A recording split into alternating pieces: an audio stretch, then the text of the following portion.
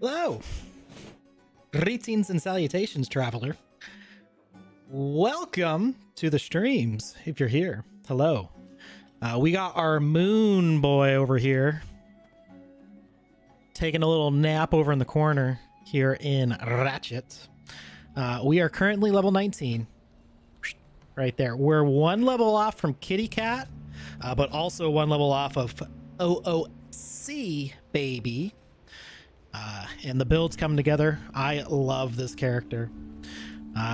We've got a few things we're doing. I don't know if we're going to do Guns of the Northwest, but we got some Barrens action we can do. We can go over the Stone Talon Mountains and do a few things. But that's what we're going to be doing today. I think we're going to roll back over and do Tribes at War. Or we could go over the Stone Talon. I don't know. I don't know what I want to do. I just want to shoot some beams of the moon. But that's what we're doing here. Let's go ahead and go. Camp Darajo. Probably should have started over there. But we did start early. Hope everyone is doing fine. Ready for some Moonboy action. Definitely probably should have bought some more swiftness potions. That was an oversight. And we probably should do some shopping.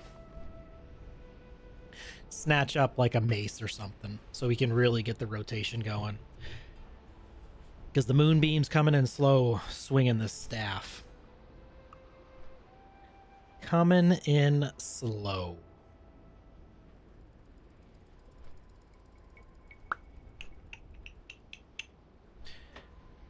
Doo-doo-doo. We did pick up this new staff, 6 Spirit. Not the greatest, but we do recover our mana a little bit faster. Probably should just pop back on the Staff of Orgrimmar. And who knows, maybe sometime today we'll do Wailing Caverns. I'd love to. Love to get some action on the Wailing Caverns as DPS Druid. Dropping the moonbeams and popping in the bear. Maybe we do it one more level so I can pop into cat instead. In between dropping the moons. We also get Starfall at 20. Which is pretty exciting.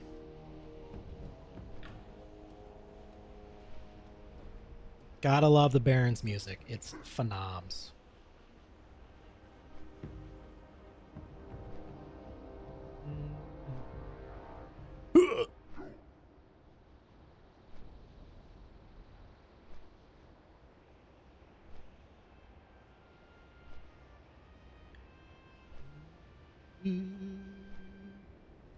Should look for that guy. Coming for y'all. There's a corpse of it right there. Just flying by. Boo boo boo da boo.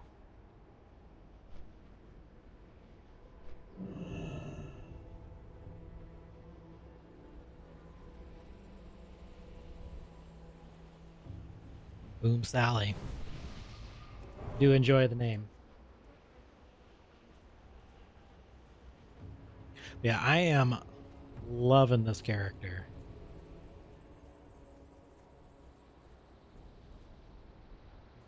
Doot, doot, doot, doot, doot, doot.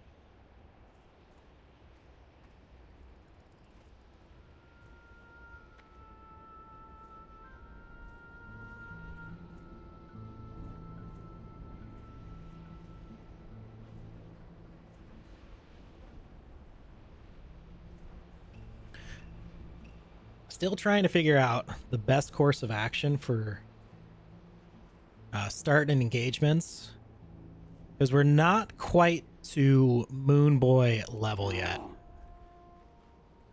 So I've been starting it, rocking in the bear, getting the defensives up, you know, dropping a maul or two,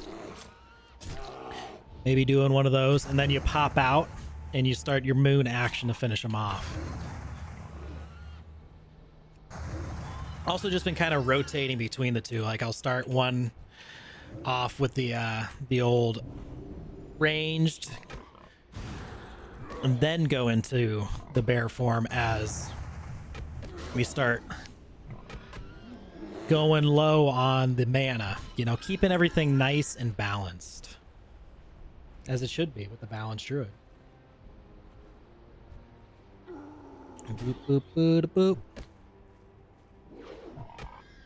I also have a priest that I'm looking to be leveling, doing holy spec. I think that's going to be a blasty blast.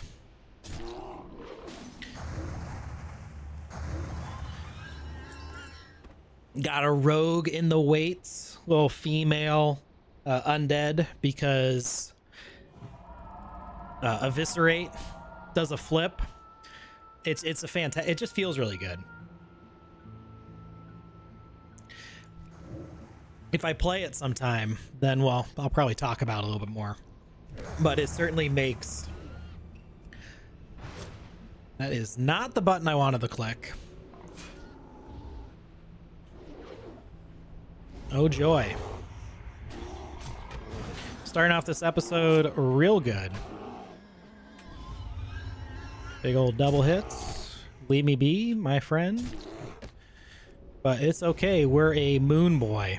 That looks really cool.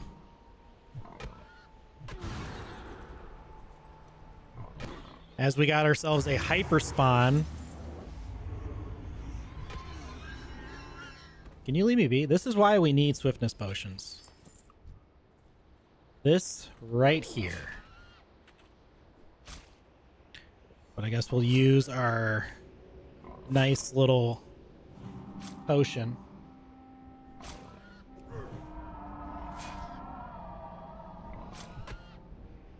And I do apologize. Occasionally I do click. Still getting used to the old setup on the mouse. Hopefully that doesn't trigger any of y'all. Before he wants to run one more of these.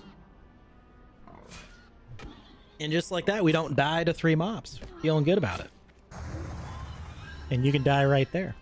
Thank you. In game, of course. We do need to go finish the Cure Poison quest. We did everything except turn it in. And we just got to go to Moonglaive. That's all we got to do. And then we get ourselves a medicine pouch. We also need to get a one-hander. Do need to get a one-hander. Maybe we'll do that at 20. I think that'll be okay. You can't hold me down. Don't know if anyone enjoyed the Makara tournament, but that was pretty fun. Mystic Cape.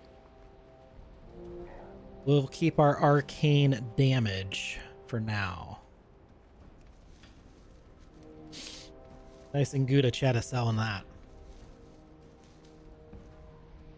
But that was pretty sweet.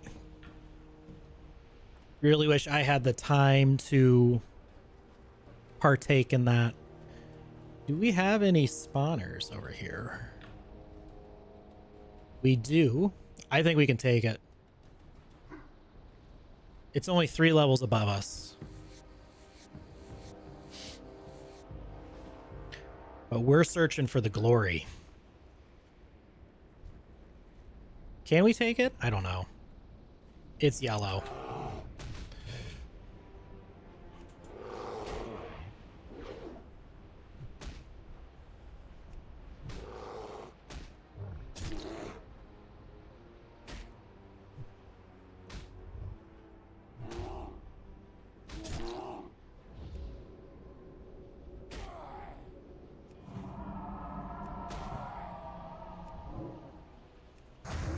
Resisting everything.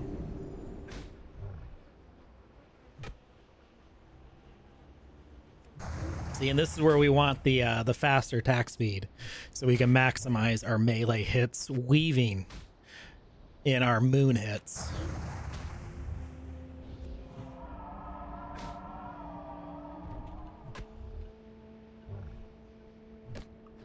Oh, yeah. Give me that. Only getting light lever. Why is this a level 10 quest for a level 22? We'll turn that in. We'll turn that in a bit. That'll be one of those things that helps us get to the big first level of 20. I'm pretty pumped about it.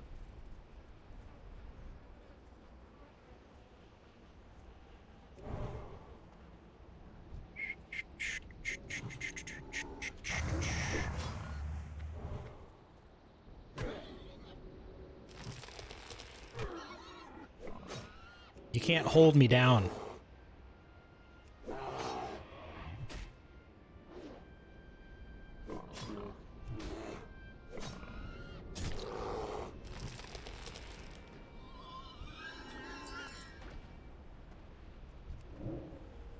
Oh, I didn't look to see that that was a hunter.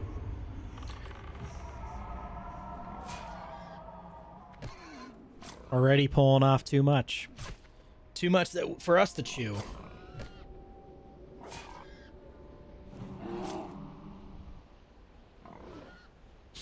But that's the beauty of the druid. Heals.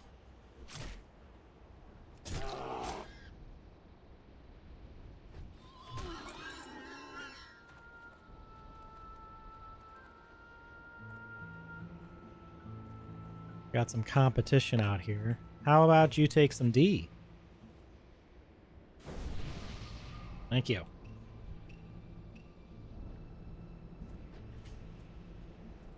Dunkashane, oh darling, Dunkashane. Is there a chest? Is that what I just saw?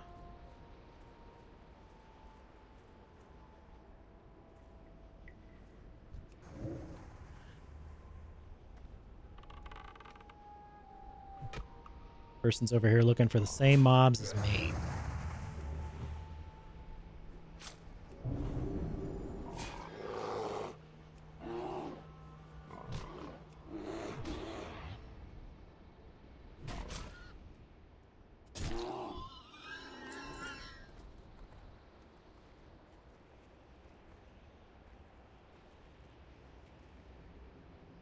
And we got 3 peeps going after these thorn weavers.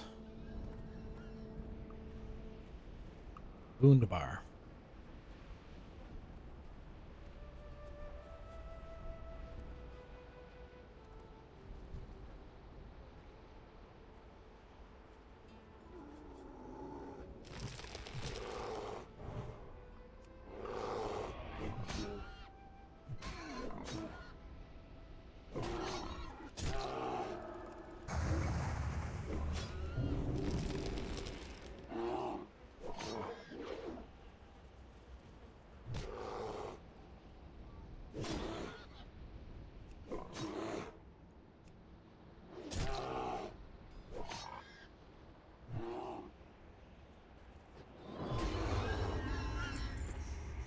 Excuse me?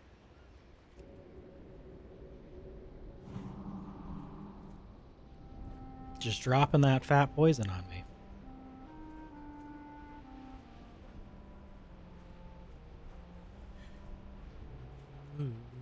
I mean, we got more of these guys in the canyon back here. Hello?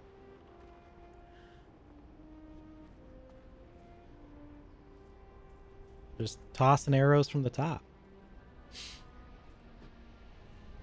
We also have to get some geomancers, which are over here.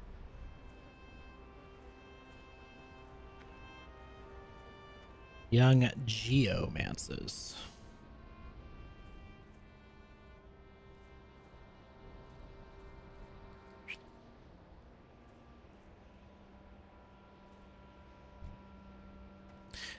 These guys are mages.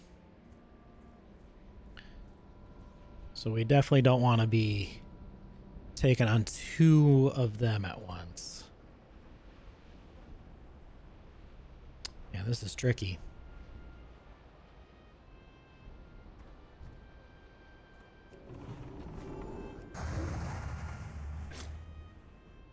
Try and inch him out. Inch him away.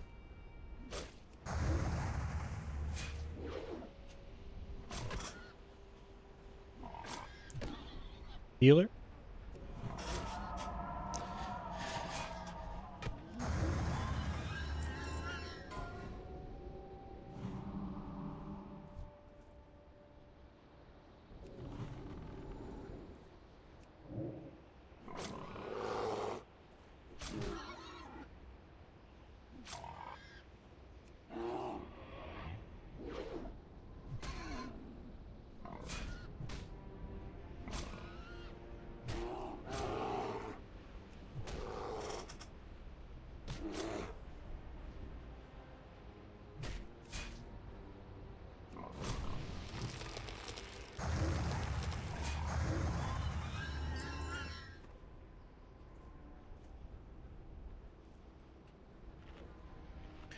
Be running out of these apples.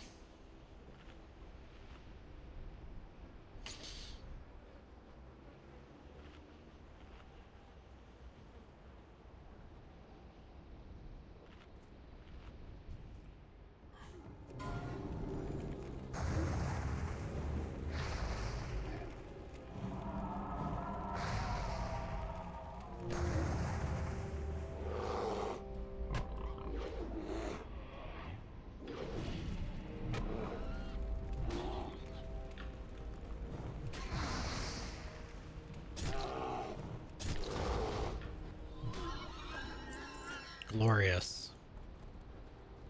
All that work for one mob.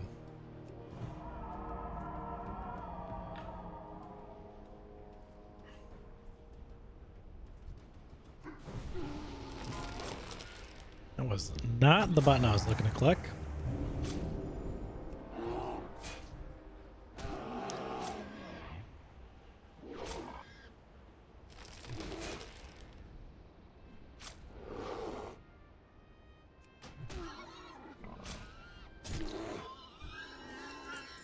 Really, at this level, we are really favoring melee to be who we battle, not these mages. We gotta take out. They're the 7th deadliest of the barons, murdering everybody at my level.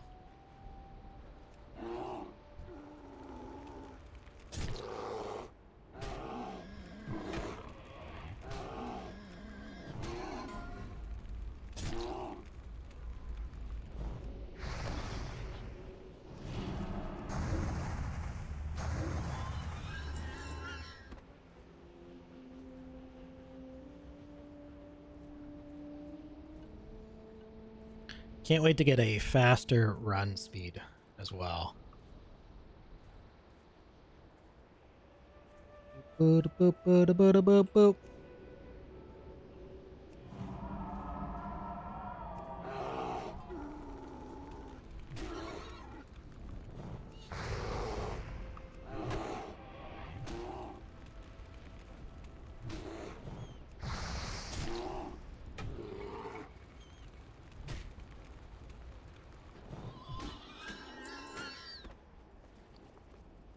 Wonder if that sells for something decent.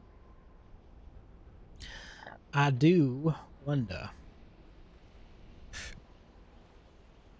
Are you patrolling?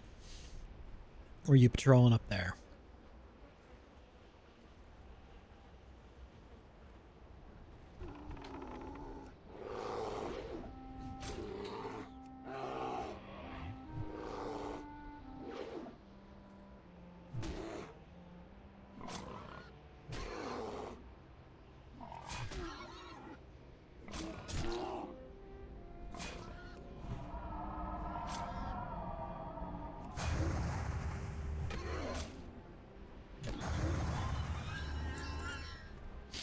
Trying to weave in the animation canceling.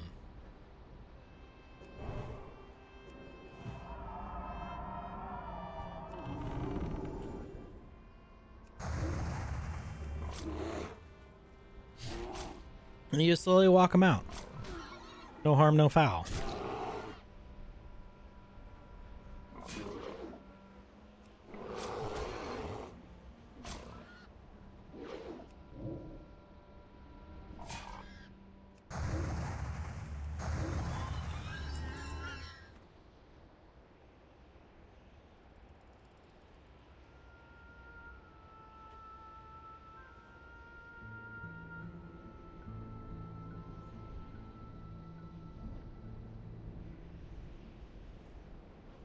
There's no one else here, right?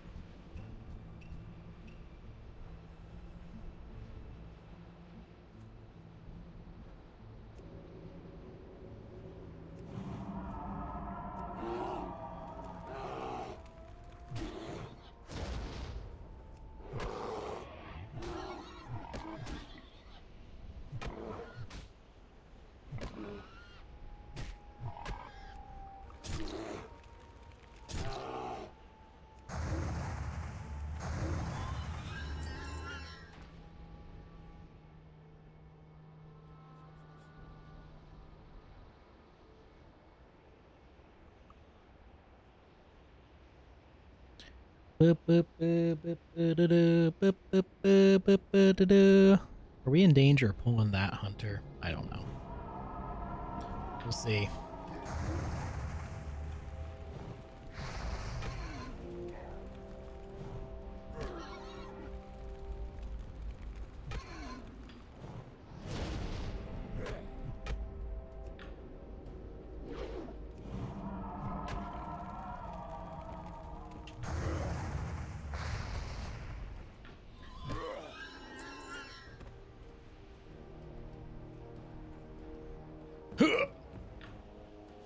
Pardon-moi?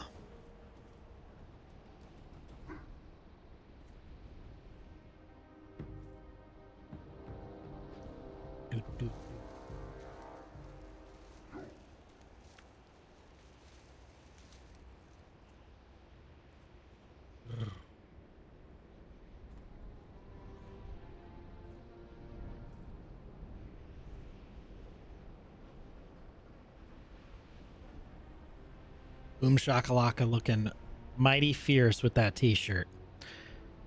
It's a tunic of intellect.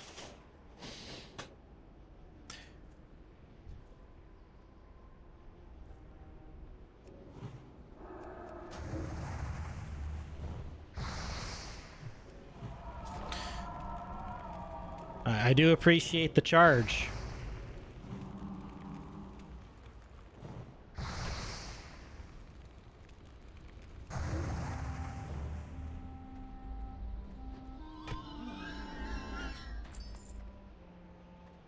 Wonder if that means this dude's cleared out all of the Thorn Weavers that are over here. Mage Royal. I definitely see one dead. Gotta be very careful in here.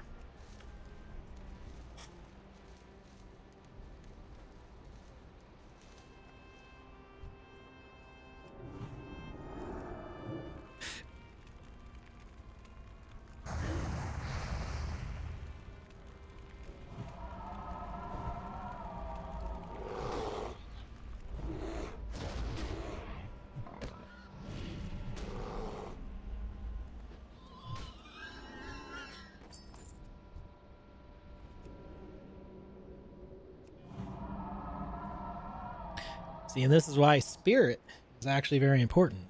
Downtime in between mobs.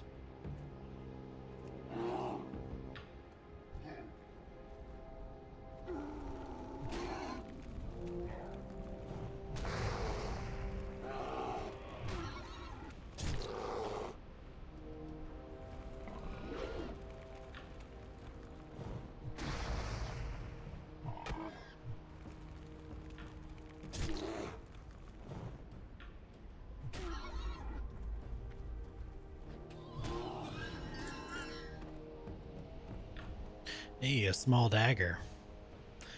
Could actually level up some dagger skills. We're gonna want to do that for sure. Daggers and maces, that's what we're looking to use. Daggers and maces.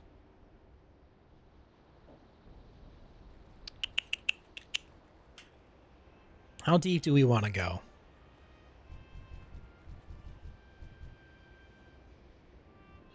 There's one guy up here.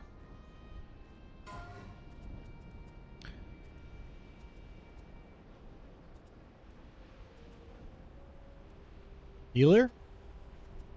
Healer? Thank you. He's all alone. At least supposedly.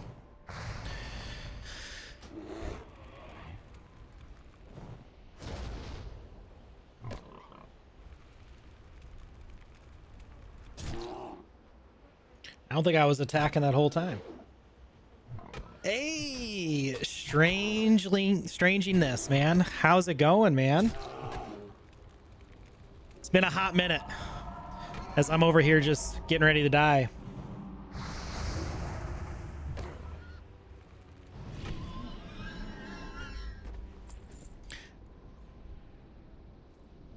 Balanced Druid's been a lot of fun.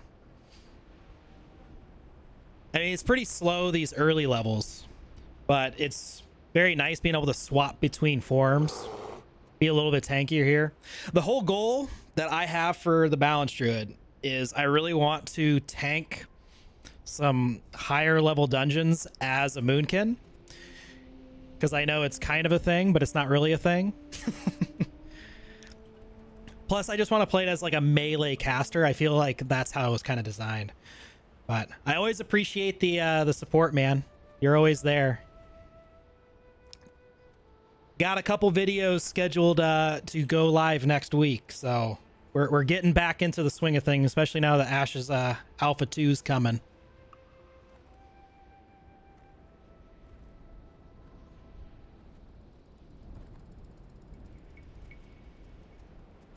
I'm glad you're enjoying.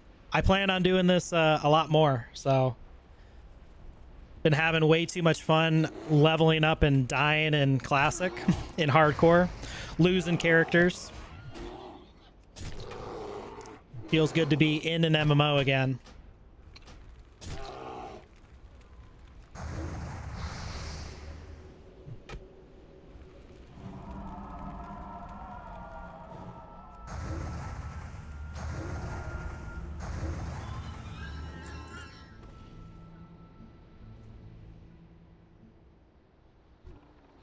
Oh! Didn't see him coming around the corner.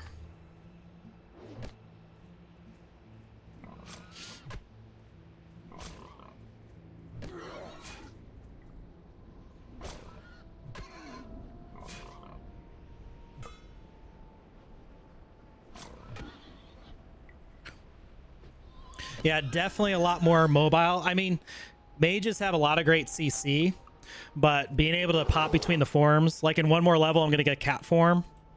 But I don't know if you saw like the Makara tournament, but there's like 2 druids that made it really high. Also using cheetah form lets you like keep distance and stuff.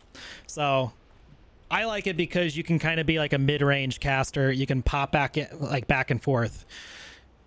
You know, pop into melee with cat form, drop your moonfires.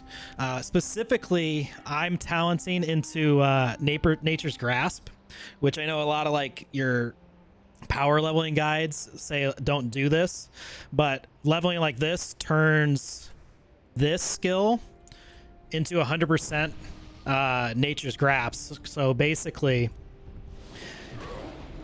this isn't a melee mob, but when he melees me, it pops that up. I can get my distance, and then I can just rain from a distance. So you essentially have like super good immunity to melee classes or melee mobs, where you can be that, but you can also weave in your moonfires in between your strikes and whatnot, the auto attacks. Which is why you'd prefer to have like a mace, like this setup, because it's a faster attack speed. We are still looking for Thornweavers.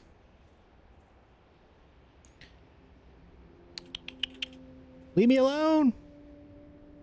This weapon unfortunately doesn't have as much DPS, but that's the beauty of yeah, everything is instant cast. And you can like weave in like wraths and stuff like that in with the slower weapons, like the staff. I don't have the swing timer, but you know, instant cast on lowering their armor, as I do a terrible job. But yeah, as it comes up, you still get your white damage. I like alternating every other one as it just parries.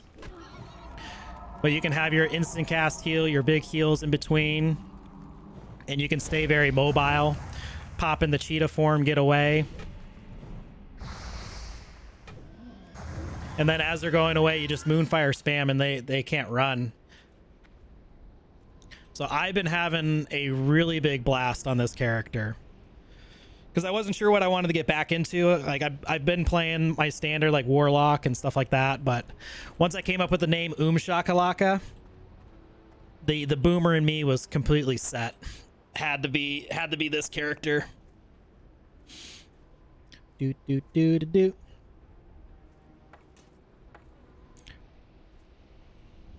What did you think of the Caravans live stream? Did you check it out? Did you see it yet? I was thinking about popping up a video on that, but you know, after seeing just some of the other creators, I didn't really find there was too much insight to really talk about.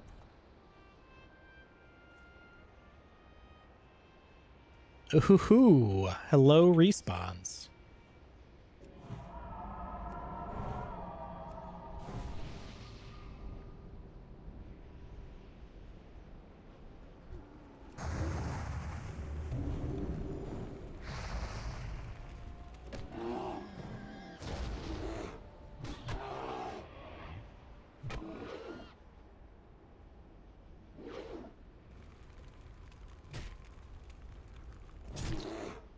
Hit that a little late.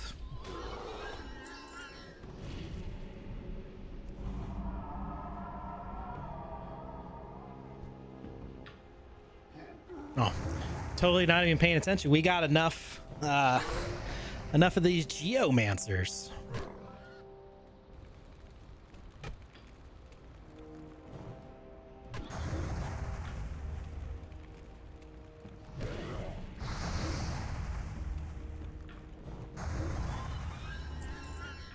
Rigid coat of spirit. We'll keep our damage. You vaguely watched it? Yeah, I had to catch it afterward. I mean, it looks fine. I like that they're adding combat to the vehicles. I think that's like the most important part. But I was also thinking about it, like, I feel like caravans are simply going to become like, at least the way that they showed it, like a PvPer's like gold sink or gold farm.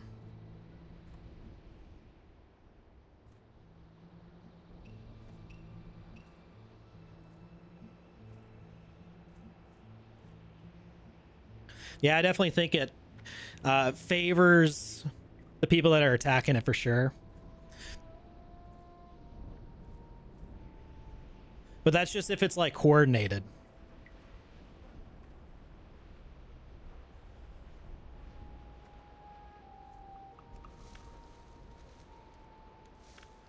Oh yeah, 100%. Yeah, because I was also thinking about it. I was like, what? I don't feel like too many people are going to use personal caravans. So like the only time that caravans are really going to happen is when like nodes are transporting like stuff to like the commodities. That's what they called it, commodities. All the commodities to upgrade the other nodes, because you need to do the caravans to upgrade the nodes. Those are the only things that are going to be happening.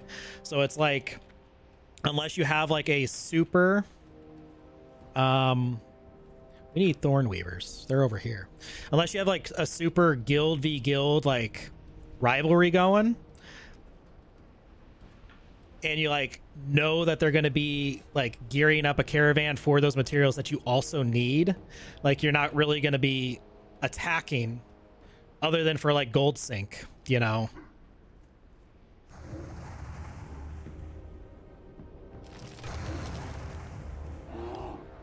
Can't hold me down.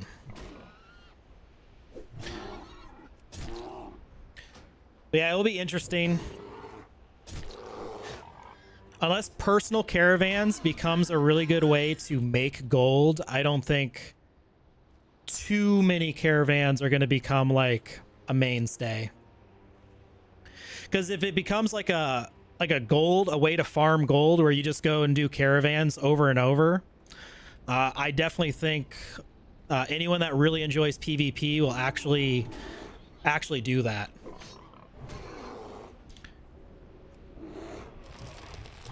As I'm like hovering up in the air.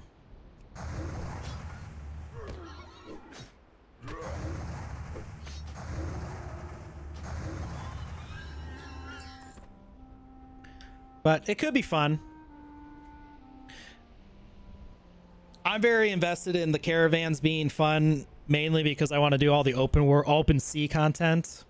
And from the sound of it, it sounded like, as I pull this hunter that I didn't want to pull, that the naval ships are essentially going to be like caravans. Yes, it is a PvP game. PvX as much as they want to call it PvX, but everything cycles through PvP.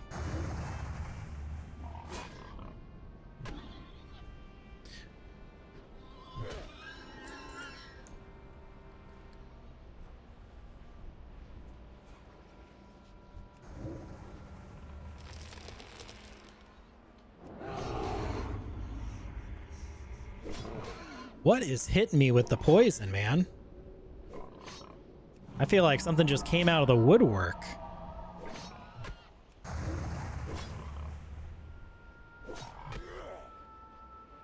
Oh, he's going up the thing.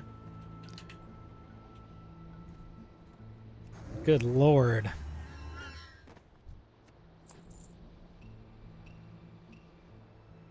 Yeah, if the big guilds aren't paying attention, smaller guilds could definitely come in and sink their teeth in what those big guilds are doing.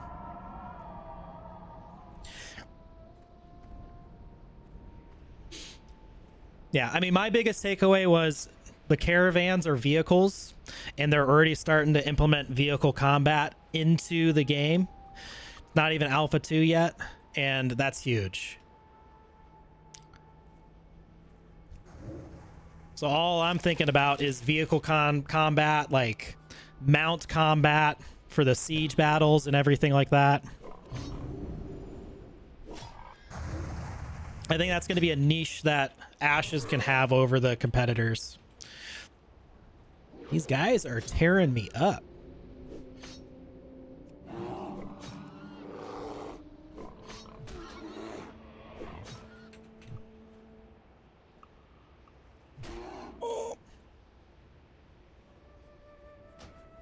As I'm supposed to be hitting moonfires to take out runners. I don't do it. Man, we still need... I spent so much time on those geomancers. Let's drink.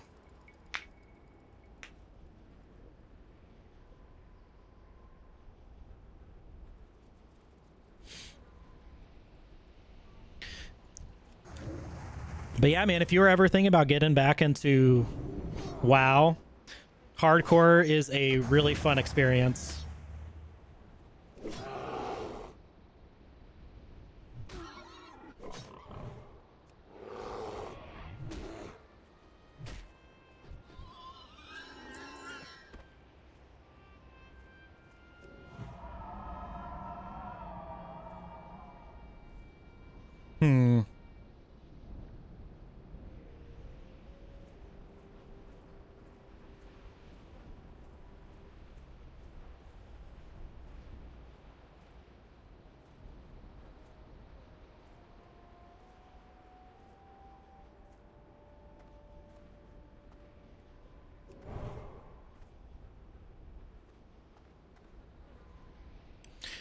Yes, if you die, your character is a ghost.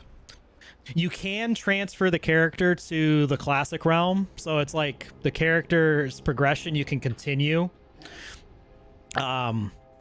if you so choose, but on this server, your character's done forever. And it is painful. Especially when you're really having fun with a character. And then you do something really stupid. like not healing or letting this troll take the mob that I wanted, that I was trying to clear my way to.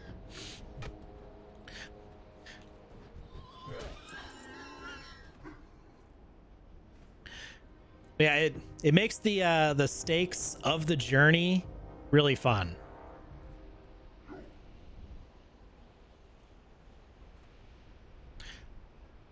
Oh yeah, the add-ons, that, I mean, I haven't played WoW like hardcore. Like I tried getting back into it in Shadowlands, but since like Legion.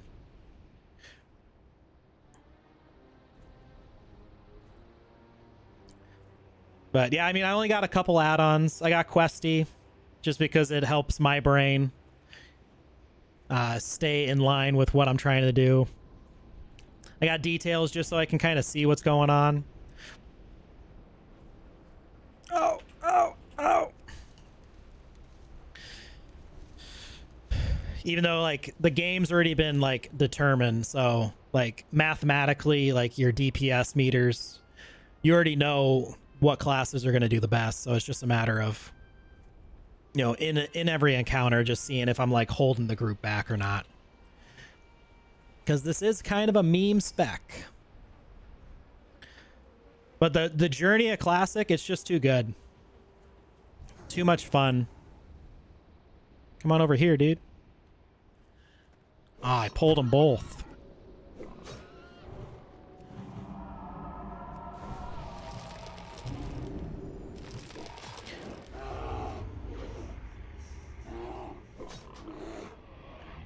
Hold them both.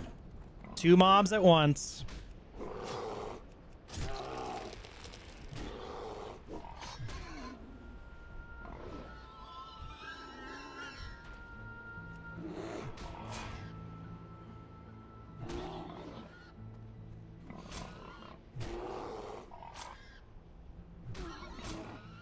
Thinking about going back to ESO. Yeah, definitely a pick your poison type of feel.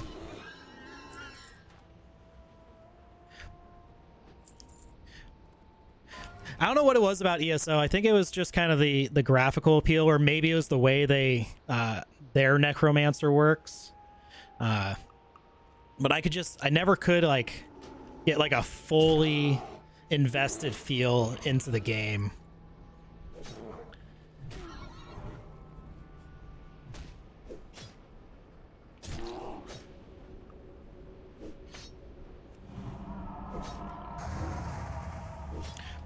What do you play in ESO?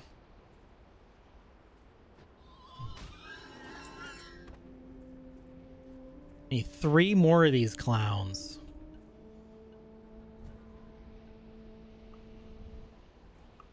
Yeah, the animations are super weird.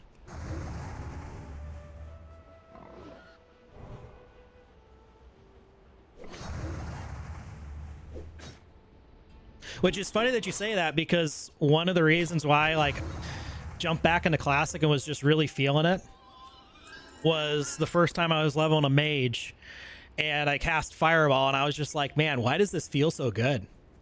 It's just a simple little fireball, but it just feels awesome. Really hard to explain that. All right, we need less hunters about and more thorn weavers. Come on, game. I also like in Classic like how I can decide what direction I want to go with like my leveling experience. Really takes me back to like D2, and when you get that super cool item drop and then you're like, I want to level Necromancer as a poison necro this time because I got some sweet loot that's going to make that a little bit easier or fun.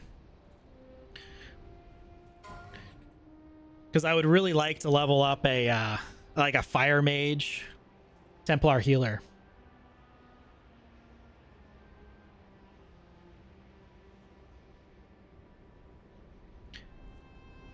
We are in the same boat.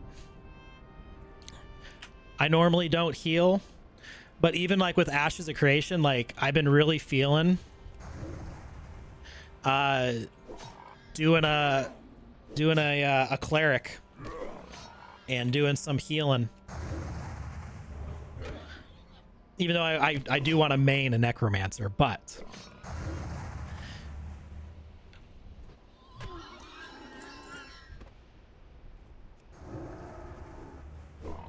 and actually that Templar feeling, that is kind of what I'm looking at. If they can nail Templar as a because I think in the classes it's a cleric fighter is a Templar. So if they can really nail that like melee healer, I think that would be super, super fun. Because when you think about like WoW, like cleric and paladin, like paladin's really just a cleric that does melee range stuff and can be tanky and has shields. So like it really fits into like the way Ashes is planning on doing their classes. So like a Templar being a melee healer and like your melee stuff does heals, that sounds really good to me.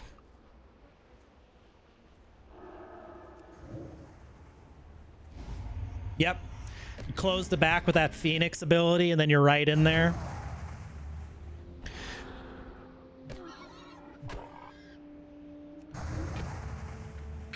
And then you could be raining judgments down like your classic paladin from WoW, because they got judgment as well. And you can definitely tell a lot of the abilities that they've shown, they're heavily inspired by WoW. Well, and melee healers is also really good for PvP content. You have like a squadron of, I don't want to pull you. You got a squadron of like melee people running around the back of a castle and you like break through one of the gates and you're the first in line. You don't want your melee guy sitting outside the gate trying to heal you. You want your melee in with you as you're breaking through the front line and he's helping you heal while doing some deeps and, you know, some control and stuff.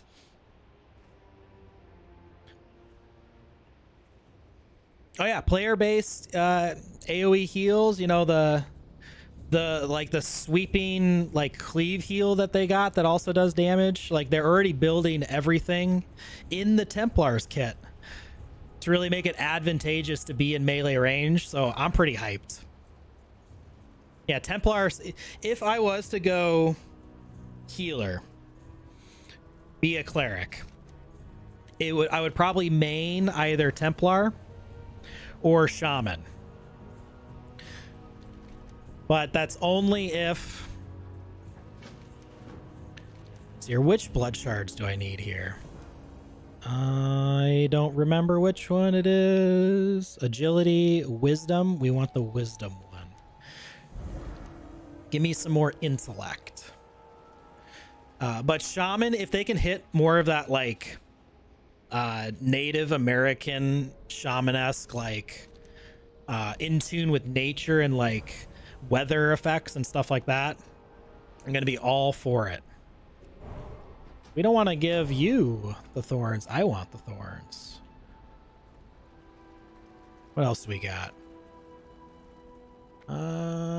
Consumed by hatred, so that's up at Mancrick, and we gotta go identify Mancrick's wife, so we gotta go do that too. Extend that range on that Phoenix Dash, bouncing around people, dashing, touching them, and with the Midas Touch. Yeah, man. A mobile, agile, and hostile cleric on the front lines would be pretty phenoms. Always respond with a moo. They say thank you, I say moo.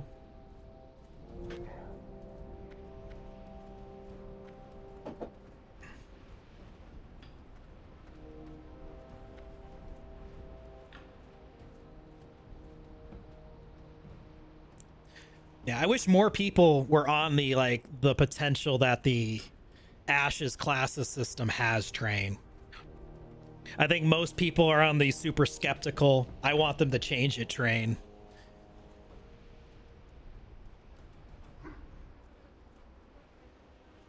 I think it's got the potential to like be the best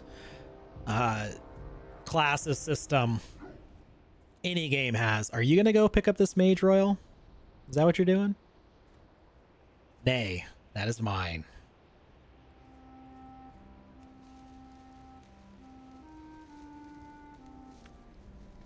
Oh, and we are about to ding 20. This is big.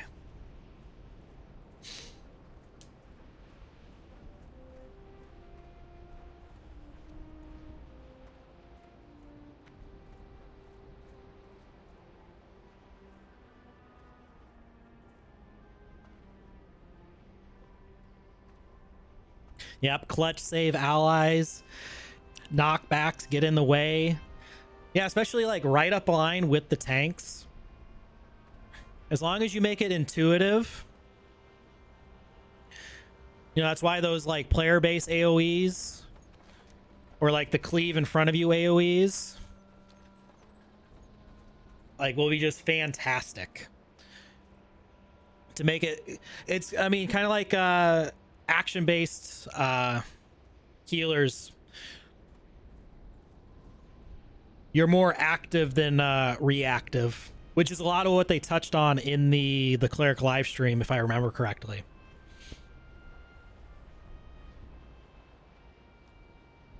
But I know there's quite a few developers that played or developed DCUO, so I know I can already see some inspiration on just how you can kind of heal in like a giant cluster where you can't see what's going on, because that's how you had to heal in DCUO. Apostle, very tanky. You'll have damage mitigation. The ideal healer in the front lines. Because most likely, or at least the way I look at the augment system, most likely the traits that you're going to take for damage mitigation is utilizing the courage system. We got a mage coming up. Come on, man. Percy! I need some intellect. He wants to make me smarter. We roll back for that. Oh, he's not going to do it. No intellect for me.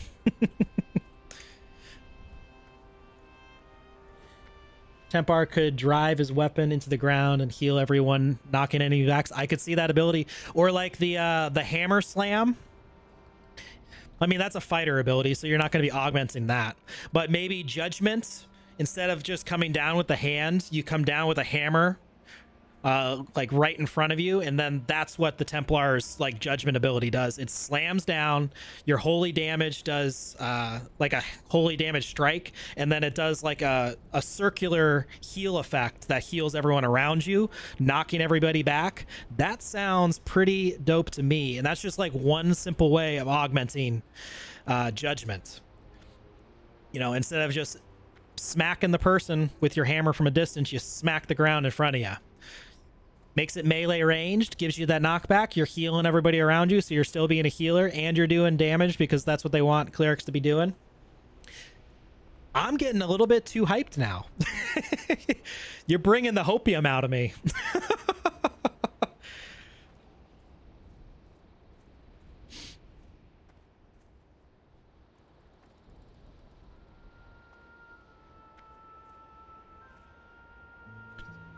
Too hype. He probably doesn't want that thorns, but he can decide if he wants that thorns or not. I could have just hearthed on back to the crossroads, but you know, easy the chit chat when you're just running.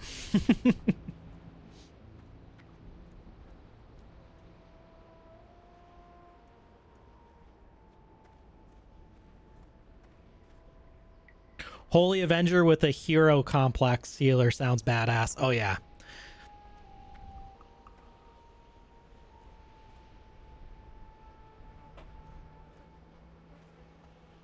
Yeah, we are both in that same boat. Another priest, another priest. Sorry, man, Crick, we've got to deliver some bad news. But the good news is we ding 20. You know, we'll take this because we could actually keep that. Agility is actually good on the build that we're doing. We got way too much stuff in our bags. Welcome back to Classic. But huge ding because for the way I'm building this character, Omen of Clarity gets added as a balance buff, and that feels so phenomenal.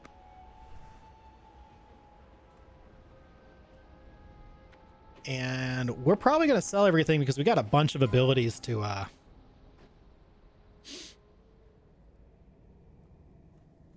Shaman.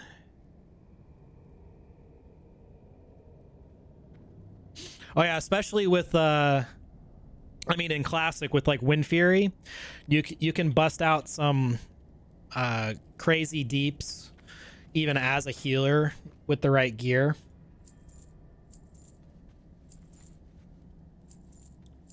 We need to sell some goodies. You know, we're going to sell these too. Do we want to sell those? Yeah, they sold for a lot. We got abilities to buy.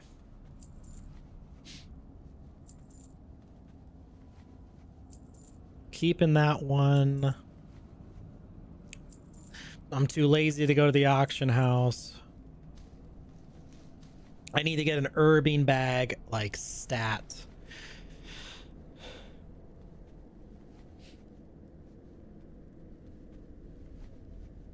But yeah, if, you know, in WoW, you could actually be a melee healer, which I don't know if you can very much in retail. It's been a hot minute since I've looked at that. But that would be... That's what you need to be, like a melee healer to really be that holy avenger, you know? That Templar. Of course, that's my opinion. We got some stuff to level up.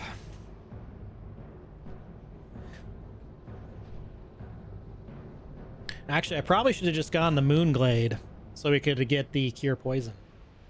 Silly rabbit.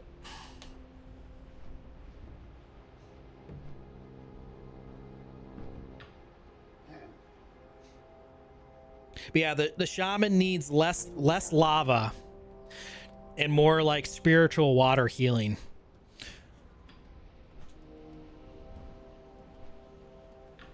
And it would have been really cool if they went to like the water like damage route too. Like I know mages use that more as like an ice fantasy, like turning water into ice so it's offensive. But you know, waterfalls and you know, you turn on the hose and you smack someone, it packs a punch sometimes.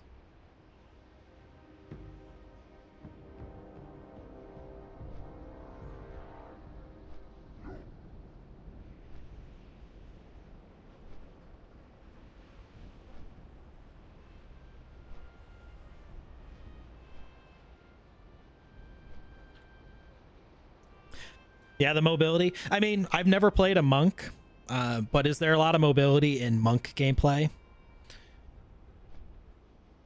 I can't even think of like watching a monk in retail WoW. Like a brewmaster, is that supposed to be a melee healer? I can't even recall.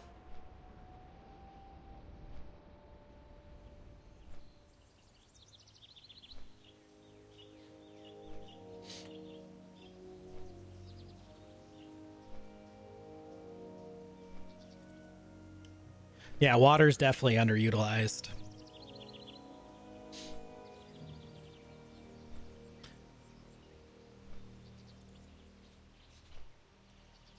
It'll be interesting to see if Ashes has anything like, because it sounds like the corrupted magic will be blood magic, and it won't necessarily be a good thing. But bruiser, melee, healer.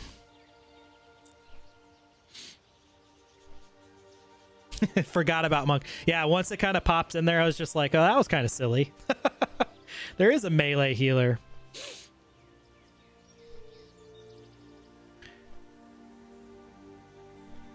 Busting up them brews.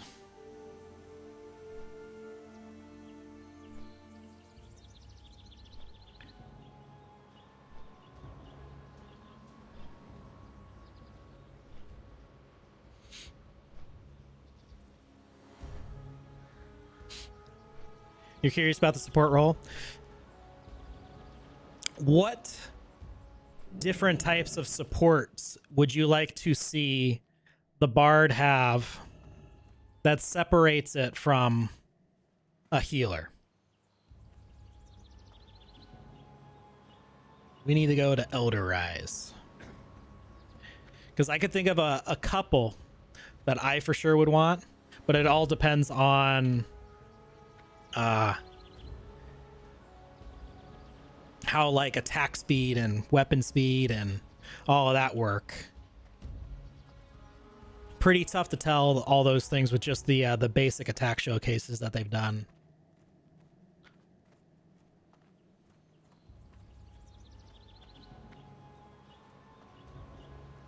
Yeah, Lucio, speed boosts, 100%. Make people super mobile. I'd also love like attack boosts. So like my weapon becomes like a DPS increase.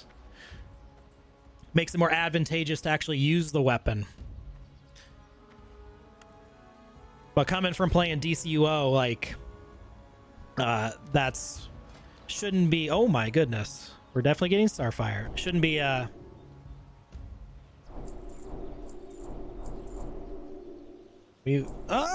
kind of wanted that over what I just bought. Where you can turn AoE buffs for speed or damage reduction and small healing. Yeah, Summoner, I think it's just going to be a jack of all trades, a master of what they spec into. That's kind of how I've been saying it. So, and this is only if you can choose 3 different pets. Like if you can sit there and go, I want 3 DPS pets, or I want 2 DPS pets, 1 tank pet, or if you want to go, I want 3 support pets. That's the only way it's going to work that way. If you're defaulted and you have to have like 1 DPS, 1 tank, 1 support, and that's all you can do, then there'll be nothing but a jack of all trades. But if you can customize which pets you have out, then it's going to be, let's replace you there.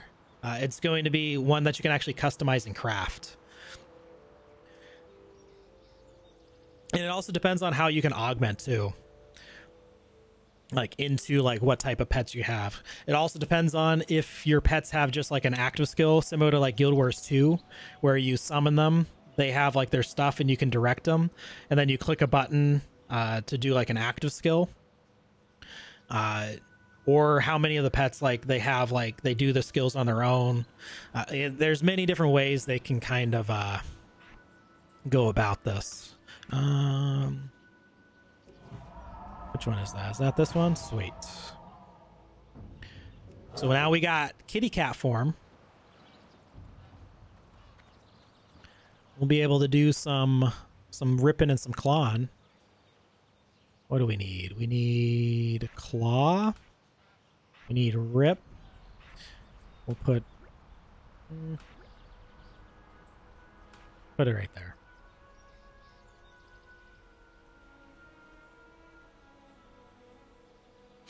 The summoner secondary?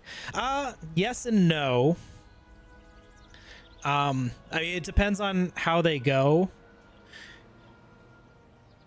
with like what actually comes into the augments. So for example, like taking necromancer as your class, you're taking cleric secondary augments, and I definitely feel like that's gonna most of all add self-healing, and then whatever buffs that you get for as a cleric, like shields would be like a protective buff. You can have like some self shields and stuff like that, unless it like really hyper focused just death magic and just changing like your damage type.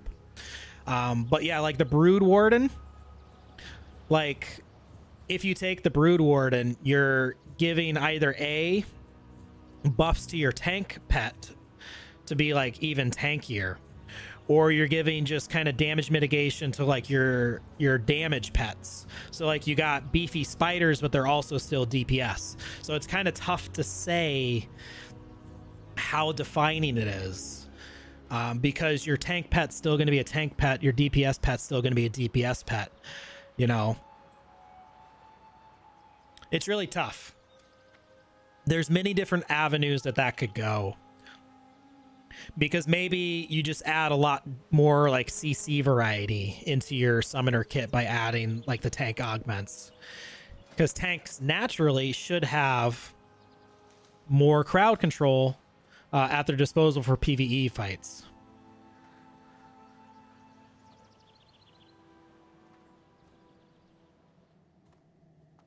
Yep.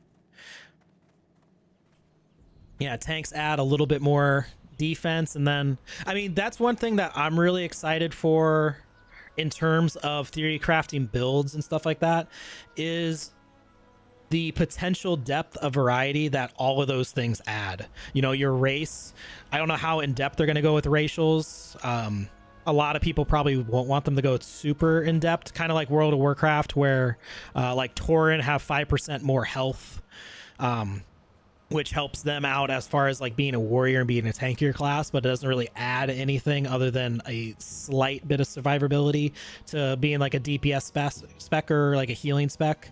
But when it comes to like affixes and like gear, we already know wearing cloth gear makes you more proficient at like defense against arcane art. So your magic, your fire, your holy, your shadow, whatever magic that they have, but you're less tanky against melee classes. That's where plate armor comes in, and then leather's in the middle, and that's really excites me, because if you add that to the classes, like a mage can be proficient in all the different arcane arts, but if your gear has like specifically in like one of my weapons right here, you can see down here in the corner, it's got +3 to arcane spell damage. If you have an affix that you can customize and craft to your gear that like increases fire damage, now you can specialize as a fire mage. You still have all the ice and the frost and the CC that comes with that, but you're specialized as a fire mage because of the gear that you chose. Versus you could also, you know, just choose the frost spell damage, and you could customize craft that onto your gear, and now you're specialized as a frost mage, you know, and you still have the fire damage stuff, so you can still have like minor dots and stuff and whatever ignite combust that you have with your mage interactions, but you're specialized as a frost one. So there's so much potentiality to the way that they're doing the systems that has me really hyped. And in addition to that, if you want to go down the super rabbit hole and, forgive me, put on your tinfoil hat with me, put on this little tinfoil hat moment, if you take an augment, like let's say you're a mage and you take the rogue augments and you become a shadowmancer. Normally the rogue, maybe the mages don't normally have shadow damage DPS in their kit, but the rogue augments like the fireball into shadow ball. A simple augment changes just the damage type, but now the gear that you're going to want to craft and the gear that you're going to want to make increases that shadow damage ones. Like that's just, that gives you more gear chase. Now you're going to go out after, like, I want to craft myself a plate shadow gear because I want to be a shadow mancer that wears plates. That's cool to me. You know, that gives me depth and like reasons to chase and play the game, other than the way that it is right now where they hand you exactly what gear it is. Like this is all you get as a mage in this spec. You know, it's already catered to you. Here you get to customize, and you get to like make meme builds happen. Like if we had this capability in World of Warcraft Classic, where you can, you know, craft gear that has this wonderful arcane spell damage, you can make Moonkins do more damage than they currently do in like end game content, because you can craft it and, you know, customize the gear and make it happen by adding the stats that you want to it. That's the type of customization level that I really want out of gear, out of the augments, out of everything.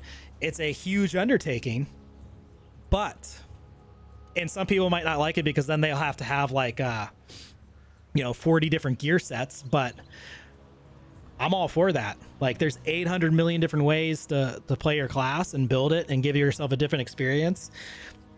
It gives you more cadence and reason to come back. It's like coming back to World of Warcraft Classic. You can level up as a Frost Mage, as a Fire Mage, as an Arcane Mage.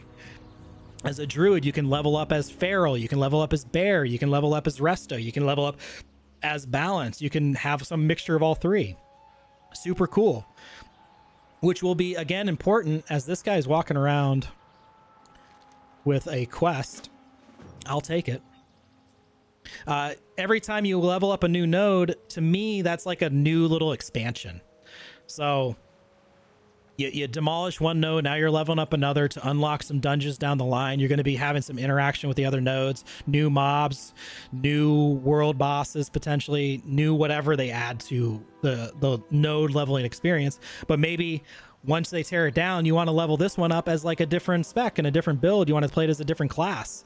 And now you have the capabilities because you have gear to chase.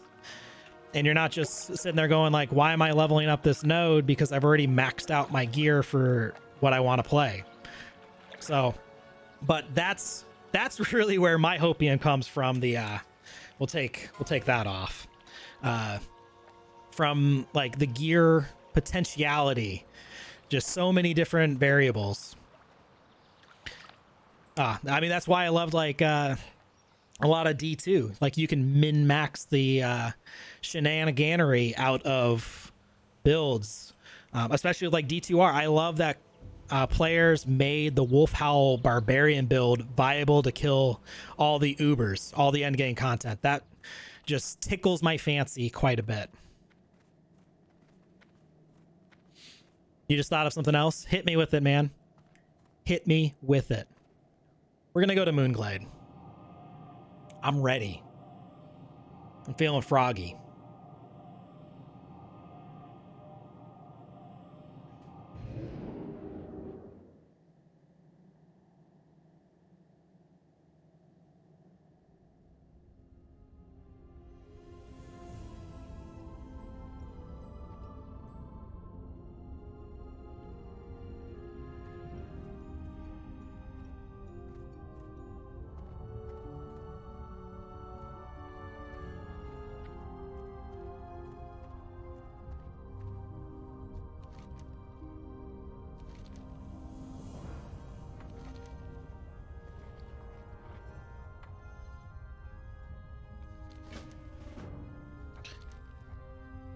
Oh, we're not doing the trial of the lake stuff right now.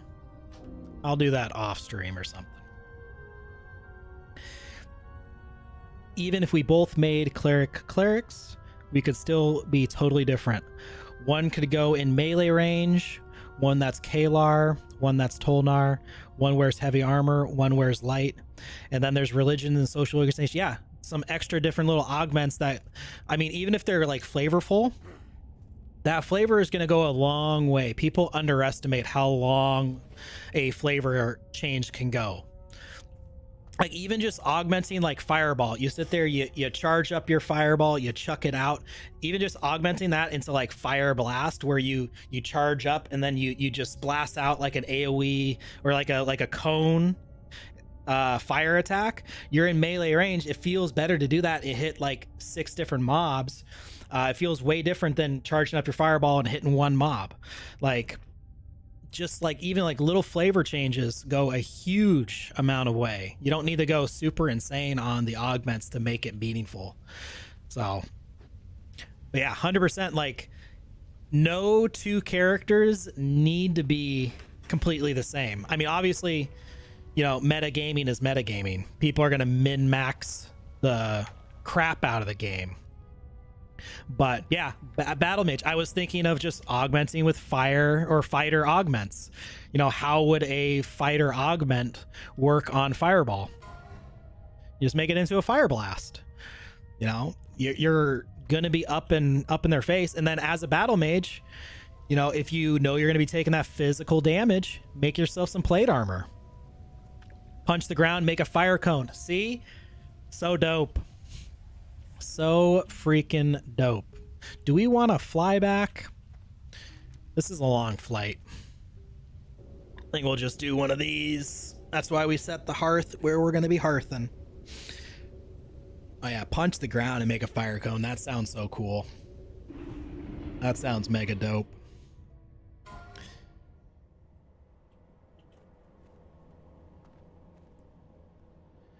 All right, what do we want to do?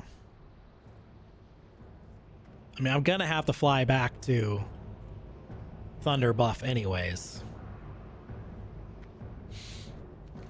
I think I also bought some new bear stuff. Yeah, this is rank 2 now. It changed automatically. We added Starfall to the bar. Got to remember to click these guys.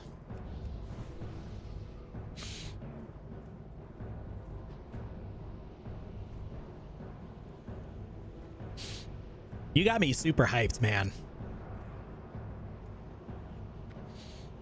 I am jelly jam jazzed right now.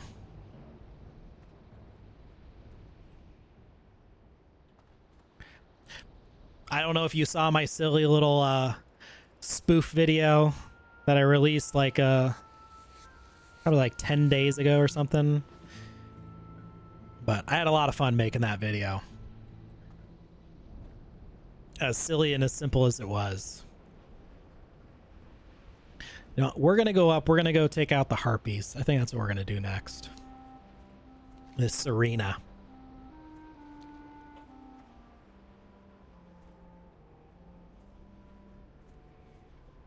But we're never going to just leave free money on the ground.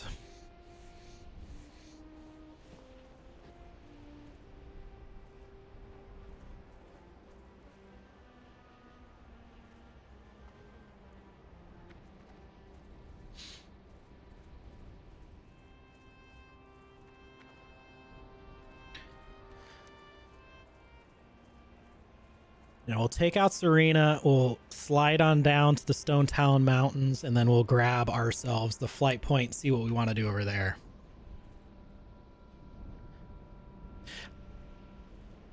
It's a short little bit video.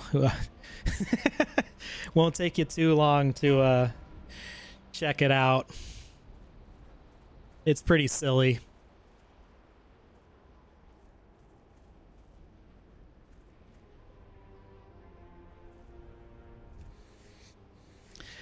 Oh yeah, definitely. I think the class theorists are going to come out of the woodwork once they actually release the class system. Especially if they, you know, come towards the potentiality that the system has. If they can hit some of that potential, it's going to be real fun. Being like, you combine this augment here, you combine this augment here, you go, you start min-maxing this gear in this way. And now you got this sort of build, which has these super cool toolkits for you. But we'll see. Everything is on Intrepid to come through.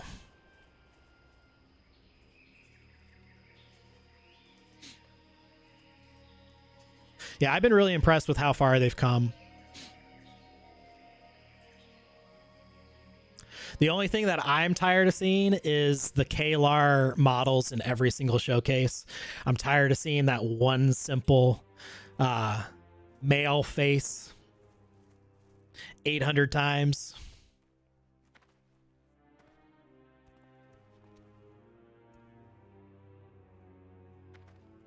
Yeah, they're certainly thinking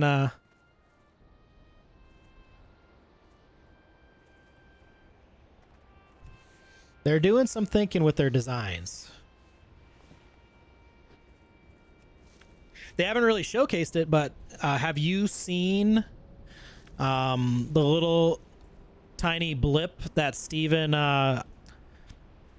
mentioned on Discord about the fighter's archetype mechanic, momentum. Yeah, they definitely need some more Renkais in there. It's too far into the development process not to be teasing us with those. They keep popping in the little Vec. We need to see some Renkai.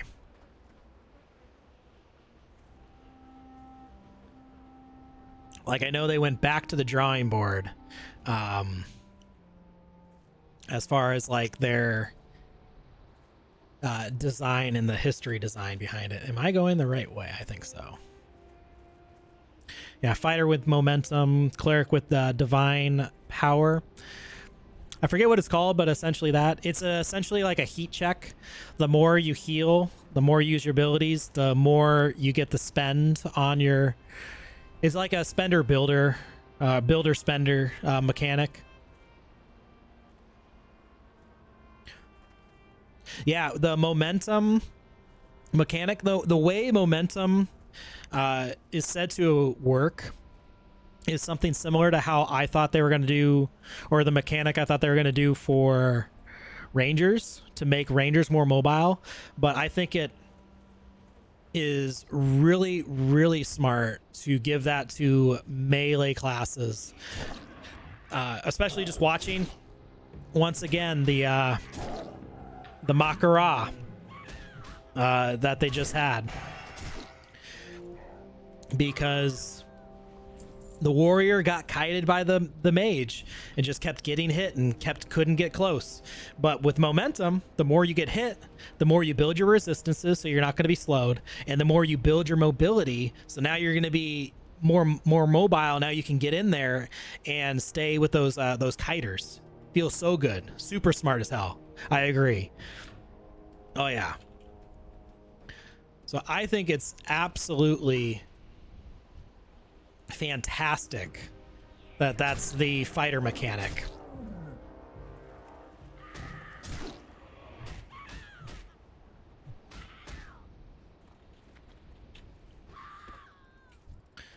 Oh yeah, we're mowing these bird people down.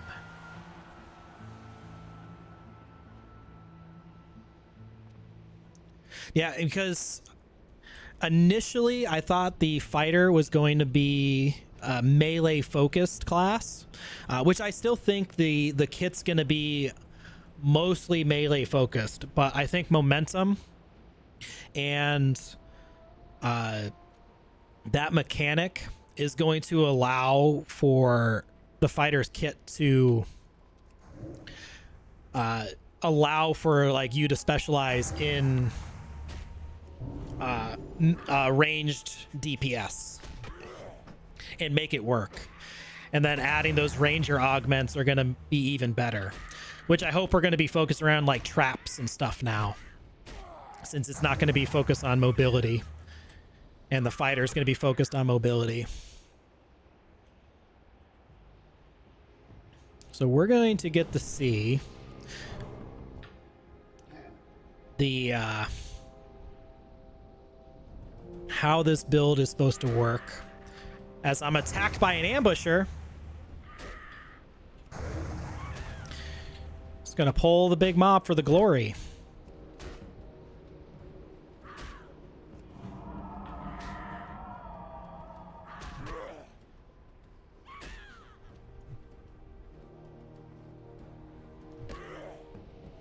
Need to get this mob before this orc comes.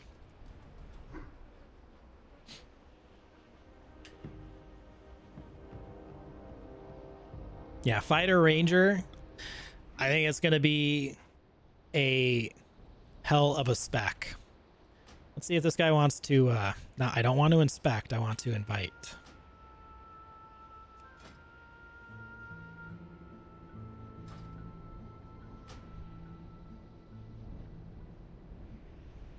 Oh. He's gonna let me just tag it.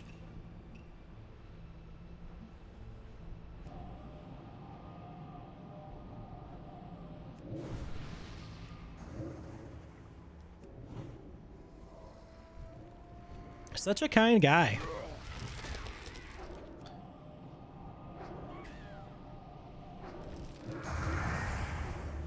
Yeah, we just used the moon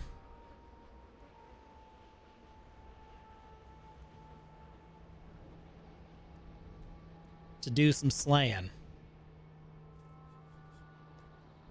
Yeah, large scale battles, stuff where getting from A to B is very important. You know, I recently watched Asmongold's Classic Plus wants, and one of the things that he wants is to bring back Battlegrounds. And one of his reasons was it's more engaging for the audience, but it gives you like a chance for like capture the flag and control, like King of the Hill style combat. And on a large scale, that stuff is really fun. And having those type of mobility classes are really important. You need a flag carrier, much like in WoW, where your druids are doing it. Fighters and rangers going to be your flag carriers. Rogues, your sneaky defenders. Rangers, your trap defenders. Feels real good. Feels like a real strategic game. I think it's time to go to Stone Talon. It's probably time to do Wailing Caverns, to be honest. 20 feels like a good level to do it.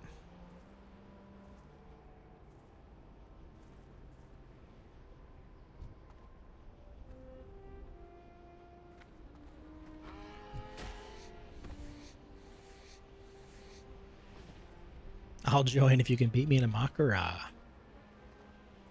Don't mind me. I'm just another one like you with horns.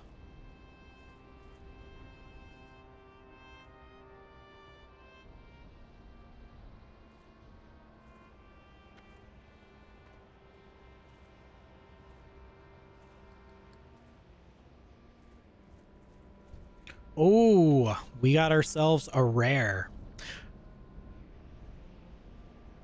This is for the glory moment, if I've ever seen one.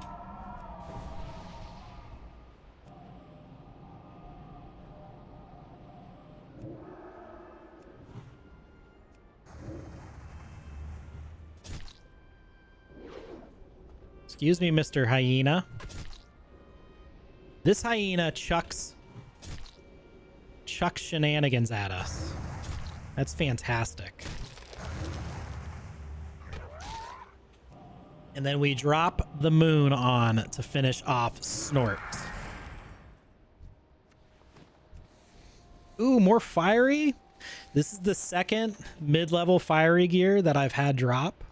I had a cloak drop yesterday, or no, some pants drop yesterday. I'm going to have to start also leveling up a mage. Get that fire build going. Ranger Rogue could possibly upgrade that camouflage to reduce detection area massively. And if the class is trap based, you could also like set up traps where they like actively do it. So it's not necessarily a trap, but it's like a stationary thing that cloaks everyone in that area. You can cloak your entire group. Would be a super cool ability. Do I not get like a dash? Is that learned at some level? I think that's learned at some other level.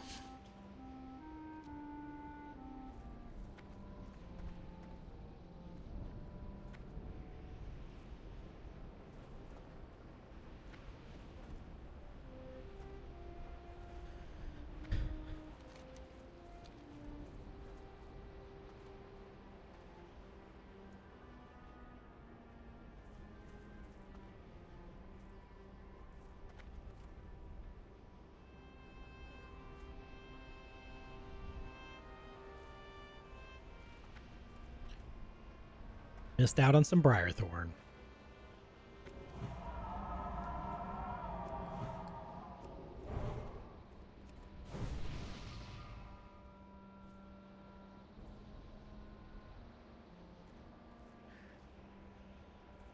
We definitely probably need to do some shopping. So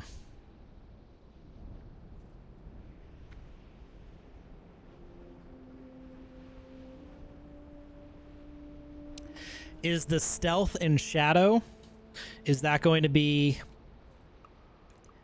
primarily in caves, or like primarily like in the shadows? Like in game right now I'm in the light, and then bam, now I'm in the shadows because they survived the apocalypse by going underground. Is that the flavor we're gonna be getting? Sure. Hello, young warrior. McDoobie too. Enjoy those buffs. I guess I could come over here and do these missions. These quests. Maybe. It would be a nice, interesting flair. And then you could design maps that have like specific shadow points. Or specific like caves. That it would be advantageous for Tolnar to be part of groups to go in there. Yeah, it would make the Underrealm really hard to invade. That's another area we need to go to more.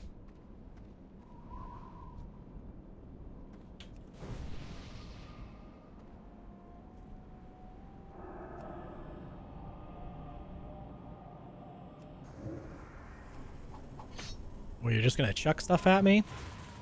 You don't even know.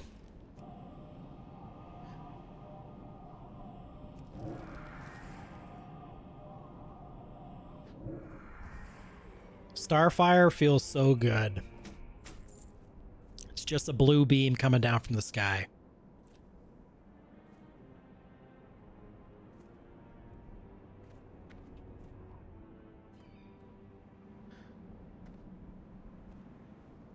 Yeah, Tolnar is one of those races that I'm thinking about having my main.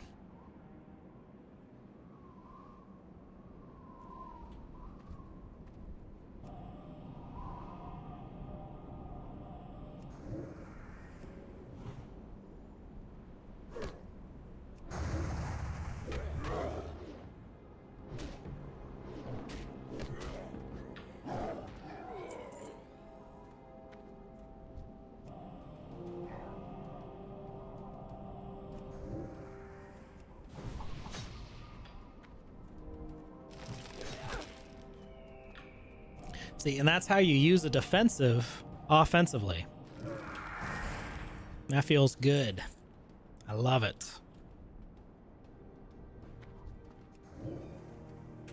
Ooh. Don't get pulled. I pulled them both.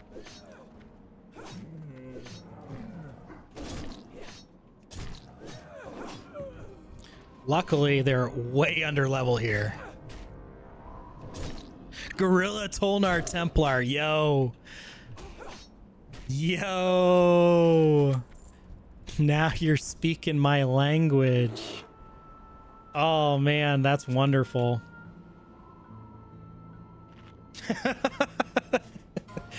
Oh, that sounds so cool.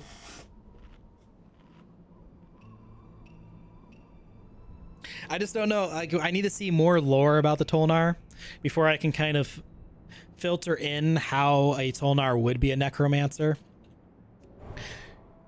because it's definitely already really easy to have like the Kalar, the Pyre, like all those other races, Nakua even, which I might just do Nakua because everyone seems to not like the Nakua as much, but I also want to thematically make it a necromancer pirate captain of the sea, and Nakuans are you know, really big on being by the sea. So that feels really good. Scurvy little pirate of the sea.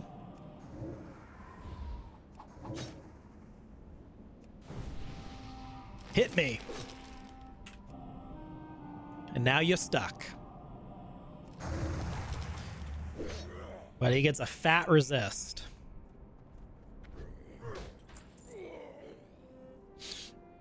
What weapon would you use as a Gorilla Tolnar temp bar? What weapon?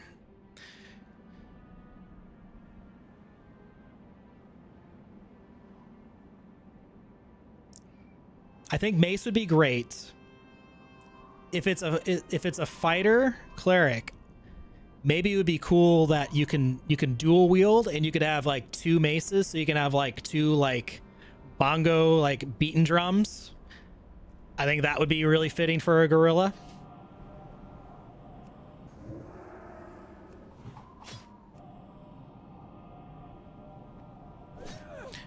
Yeah, the Nakuans, the seafarers. You just stopped my skill. You silly little goose. Staff would be cool too, especially if you could have like a really big, like gnarly looking staff from like the Underrealm.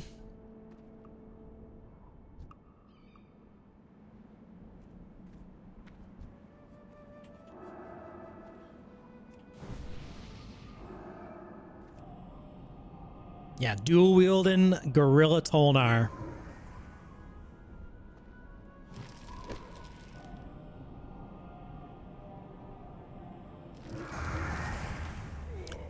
All the moons. Who doesn't want to level up like this? Just dropping starfires left and right. Who's this guy? He's just a sorcerer.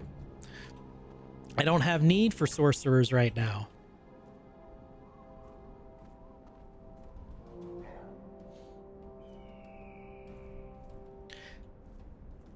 What do I need? I need ruffians. Can I get some ruffians, por favor? Get over here.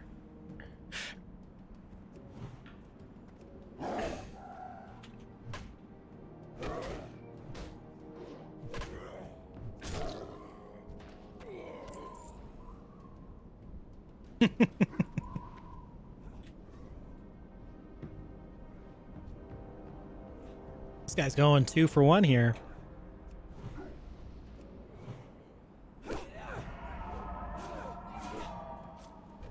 Let him have at it.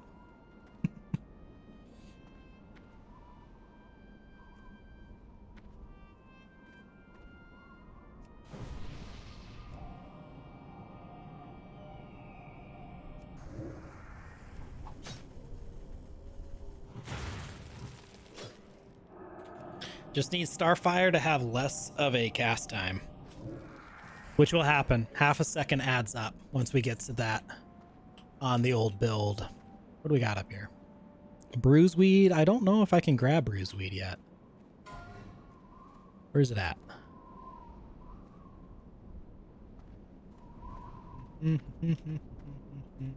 Nope.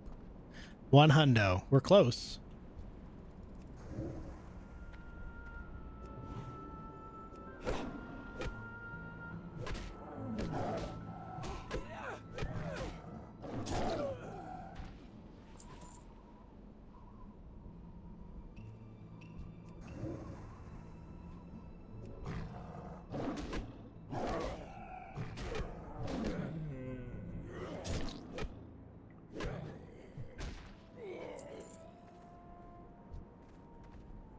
We don't need mercenaries.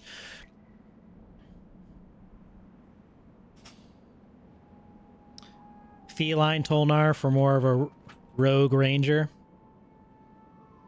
The lizard for sure feels... I've been doing a lot of fantasy, like theory crafting and story crafting for my book that I'm eventually going to finish. You know, true copium right there. But yeah, lizards just naturally feel like that type of like mage wizardry users for sure. But you also have like beefy like dragonborn that could be I mean more like melee, like come into your face and be doing all the brute force type stuff.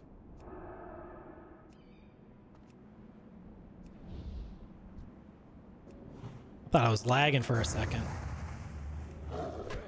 Ooh, we didn't even pull both of them.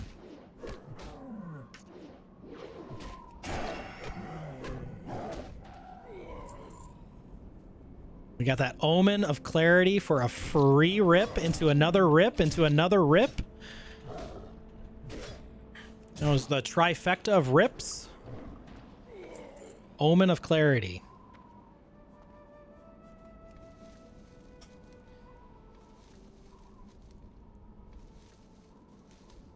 The Snake Man from He-Man. There you go. You can't grab Bruiserweed, man.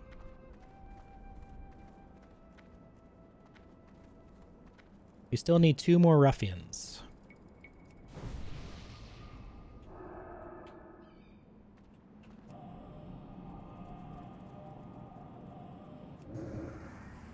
You just got to be careful with this theory crafting, because in no time you're going to have 3 mains.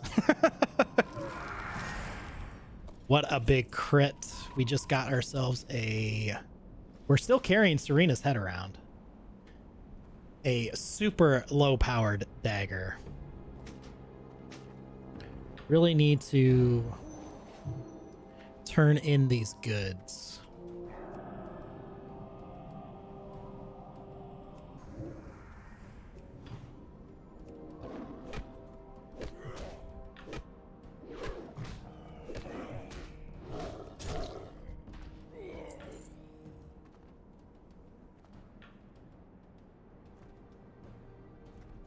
There it is. There's the quest.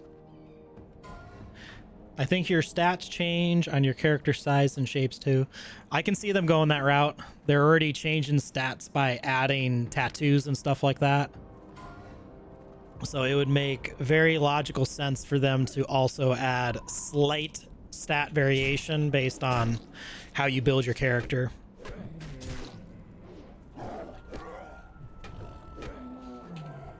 Again, as much customization as they can do is what I'd like to see.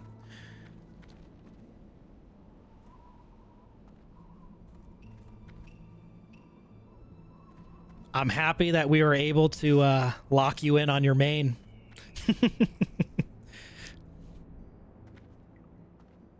I don't know if Tolnar are going to be in the Alpha 2.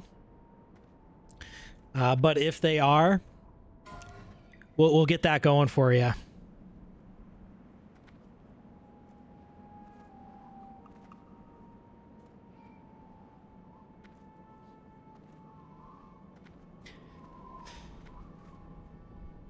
Yeah, just hours upon hours of just building your character.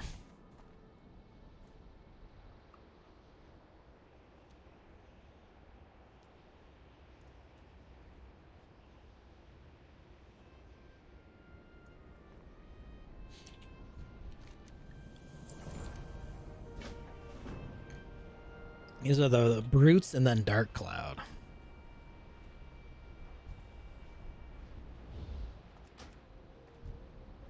Woo. Someone's lagging and it might be me.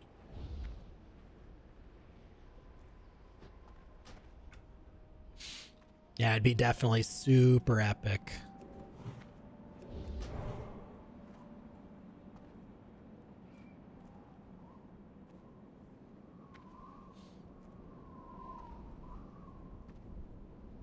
Man, I'm gonna have to have like 8 mains. One for each archetype.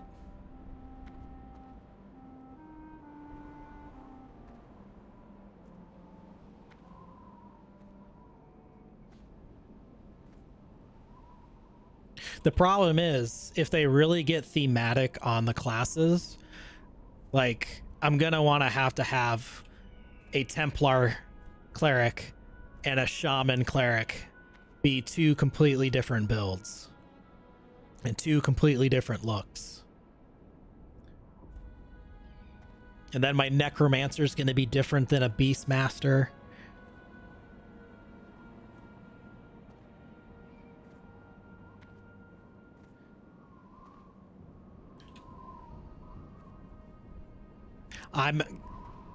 That's why we get along. I am also an altarholic.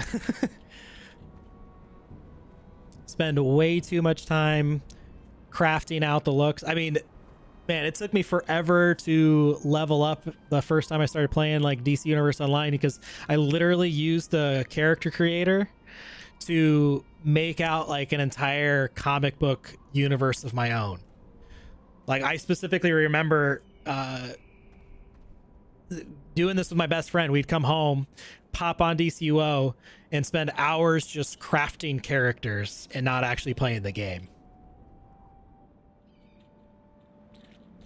Yeah, you could definitely redo the same primary class multiple times. I mean, and the beauty is you can do that, and then you can also like redo your character class by just swapping classes within your one class. So if you don't want to level it up again, you don't have to. So it's very similar to like Final Fantasy in that regard, which I think is good. Yeah, we need to do some shopping for some new weaponry.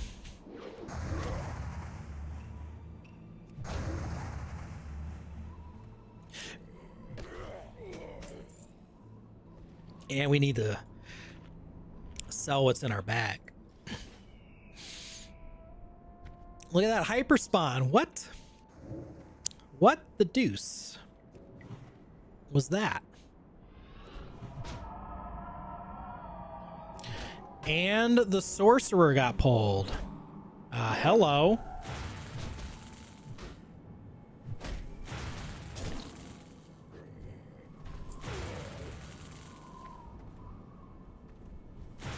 Are you gonna pull the brute now?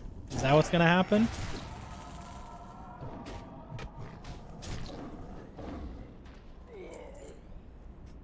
Sorry, I didn't anticipate 2 mobs being pulled there. I didn't want to lose this character. I love this character.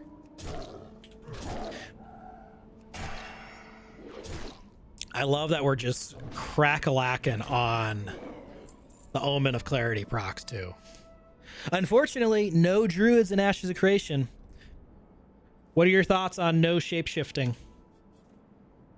How does that make you feel?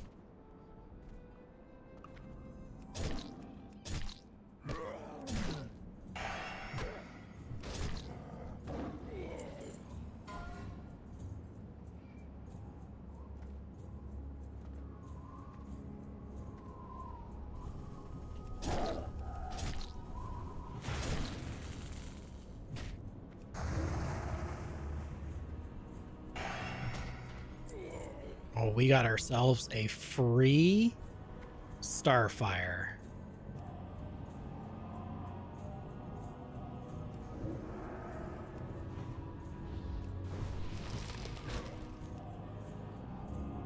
Into a second Starfire. Into a third Starfire. Melt. We need to kill this guy too. So we should just go ahead and do it.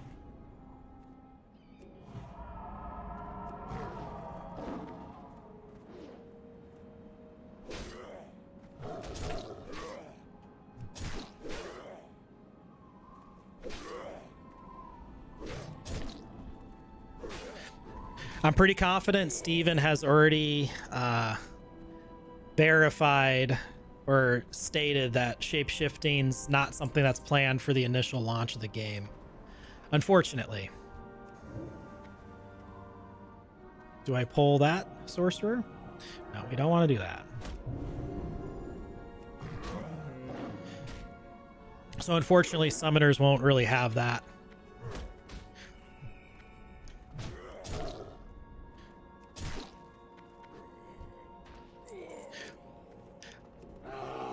I do hope that they have at least like forms, like some of the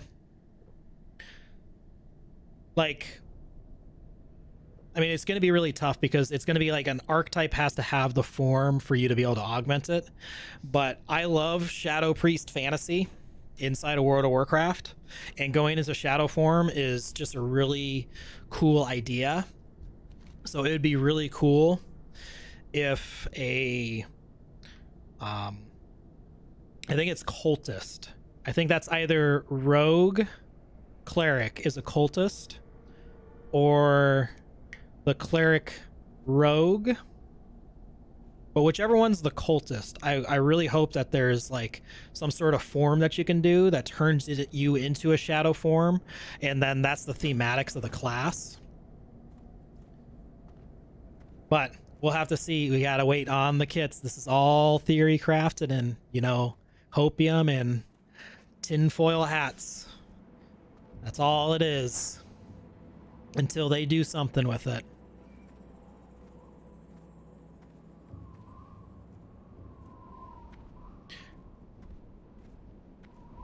I don't know why more people don't do RP walk when they're doing these quests. Have like an angel form at some point. I don't recall that skill. I mean, we can look it up.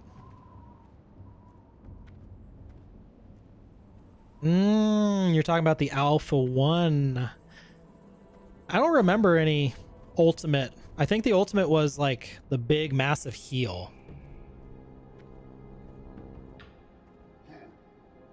Don't remember an angel form. Actually, we're gonna buff you up. Then we're gonna buff me up. Divine form or something, maybe. But yeah, if they got divine form and then you augment it with the rogue augments, it can become shadow form. And now all of a sudden you got yourself a shadow cleric. And that sounds awesome to me. Sounds like something that I want to do.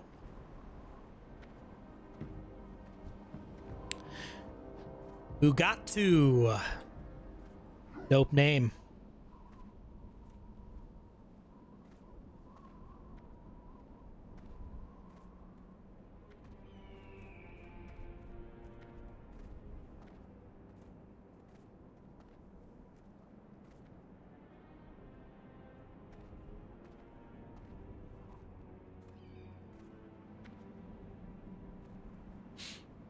Yeah, Shadow Cleric.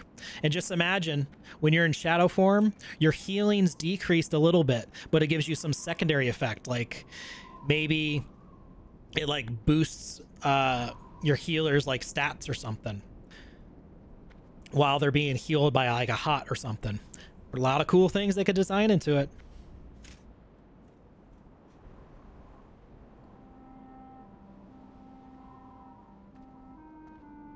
It could also be a ranged cleric. It could definitely also be a ranged cleric.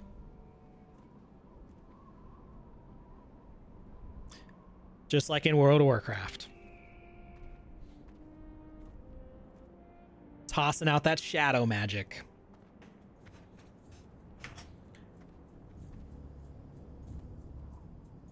Or just heavily going into like whatever they want to call their death magic.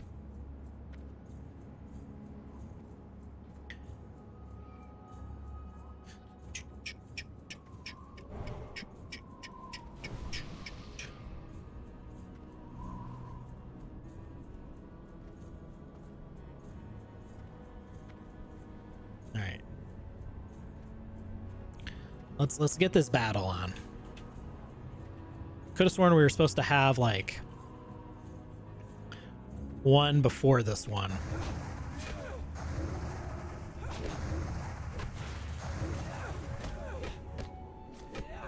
Give me my regrowth, please. So I can start swiping.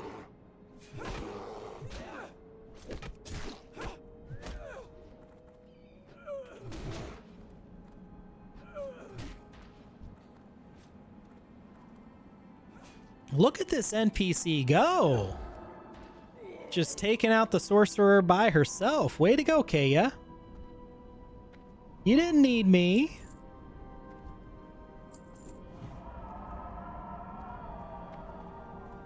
That was fun. 3 mobs at once.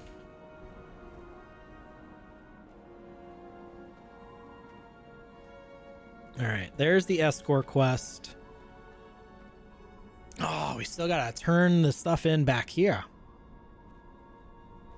All right, let's see what else you got. Stranginess.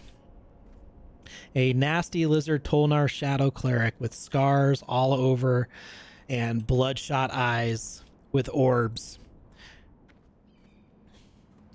Telling you, you're never going to leave the character creator screen. Oh my goodness. The only reason you're going to leave the character creator stream is to save your character so you can create the next one. Yeah, I'm also, I think most of these mobs, I'm like 5 levels above them. So I'm also pretty over leveled for this area. But I've been loving how the damage is feeling, and my gear's not even up to date. Like 14, 15. I could definitely have better gear. I mean, you should be. But it'll be great. We'll stream it. We'll have like a character create off where you get like 5 minutes to create a character, and then you show up with the character and the backstory, and then chat votes on who's the best. Because obviously we're gonna have more than just you and I come Ashes of Creation.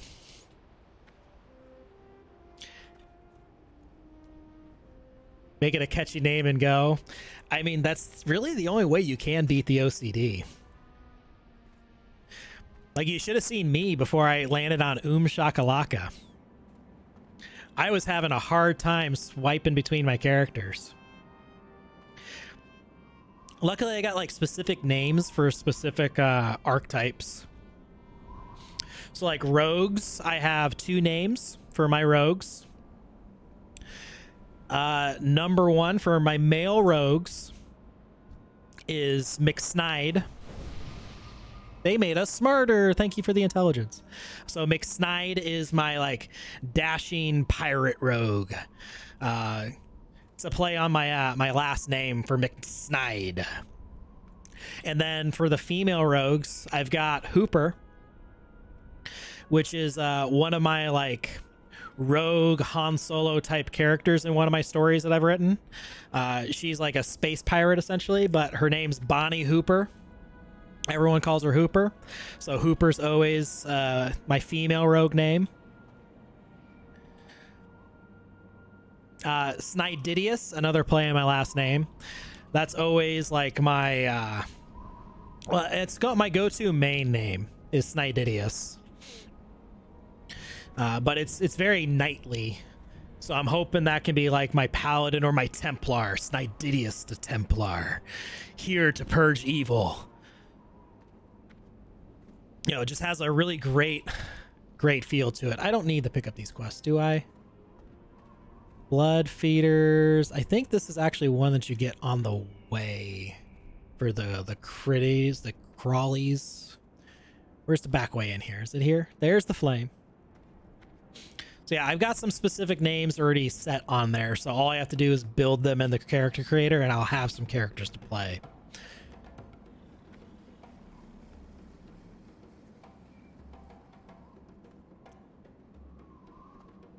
Who has... You don't have the mission. This fine witch doctor over here.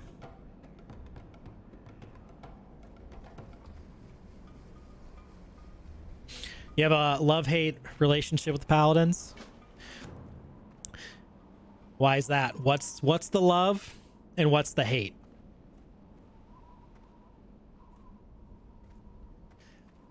Ah, gameplay wise. Okay.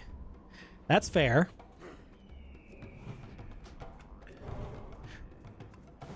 I have like a super affinity with like Holy Avengers, like you've already said.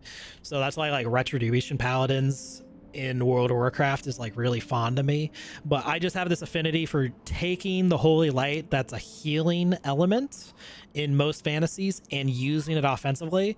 So if you don't have like a Retribution Holy Avenger type like holy wielder, then I'm not too into it.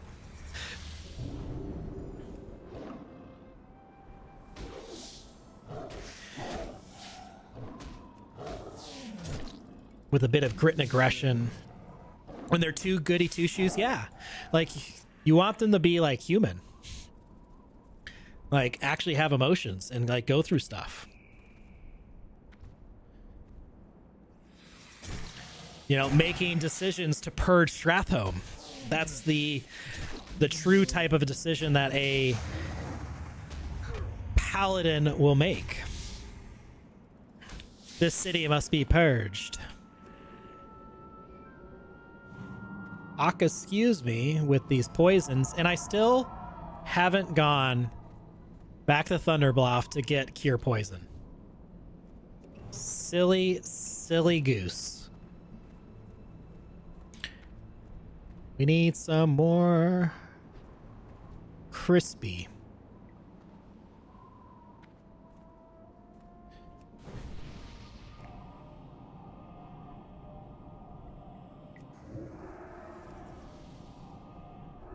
Yeah, it's gonna have to be Wrath as the filler in there to get the full rotation down.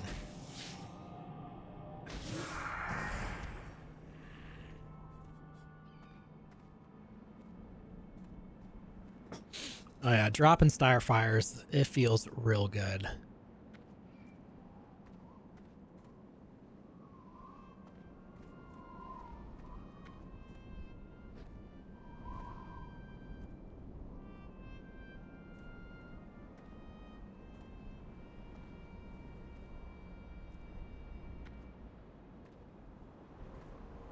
Yeah, I totally agree.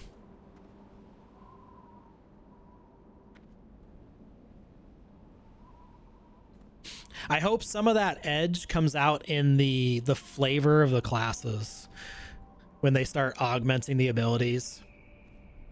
Because I really hope for like the fighter, there's a lot of like dashing, like swordsmanships. Like Lancelot is a class fantasy that I would really love to see them be able to get. But then in the same vein, fighters are probably going to have that barbarian fantasy in it.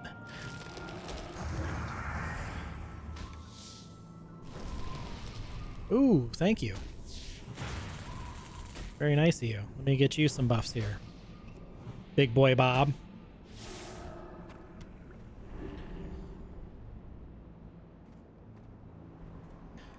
Yeah, well, I mean, the paladin is a tank class, so it better be tanky.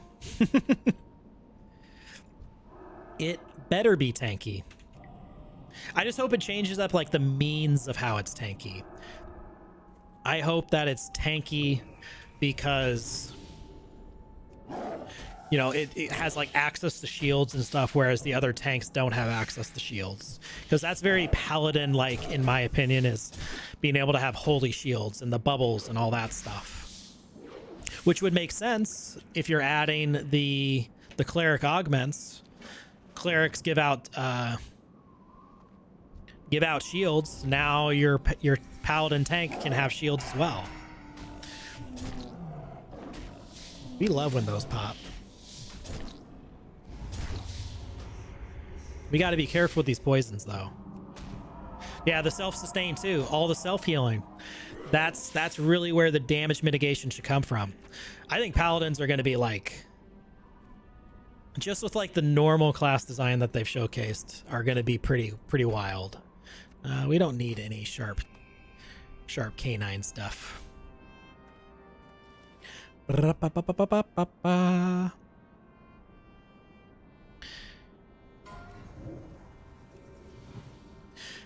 We can always go back to our trusty bear form because we actually have enrage, and that's defensive. And then we go into the cat form, and now we got all those things going, and we're just ripping and roaring. Druid, I'm having so much fun playing this character.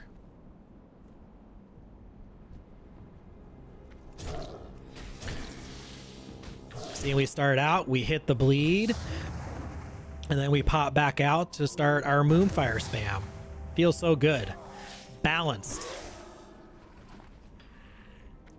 Let's go ahead and grab 2 more of these crawlers here.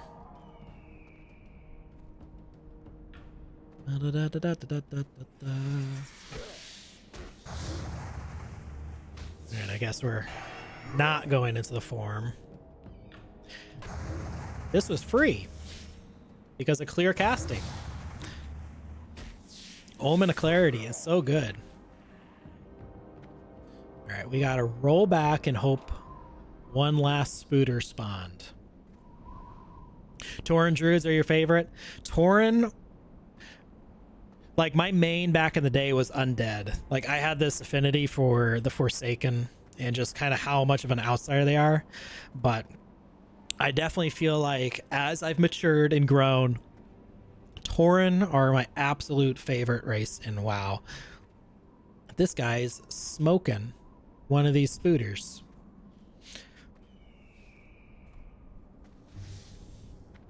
And he's wearing some purple drip. Oh no, he needs some healing. I got you, dude. You keep it up.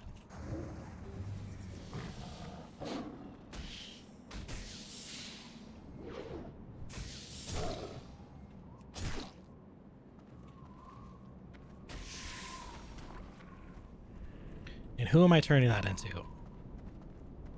In the spot that I'm going. Excellente.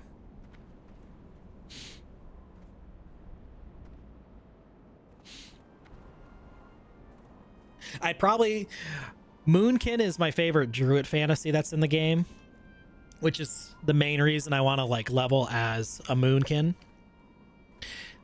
And then ultimately do some tanking, which, you know, the Moonkins, everyone sees them as, you know, just a raged caster.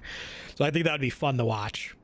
But my preference as far as like the Tauren fantasy is definitely Shaman.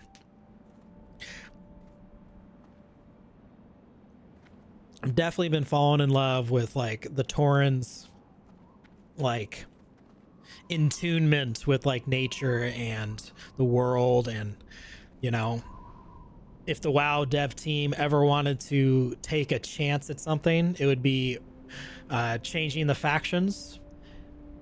And I think the Tauren leaving the Horde would be a very interesting story beat that they could tell.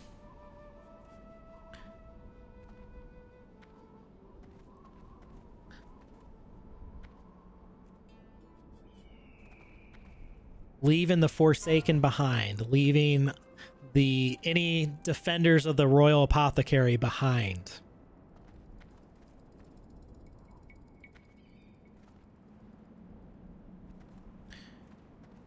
Where are we going? We're going straight. We were going straight, but now we're going to go ahead and take out this spooter.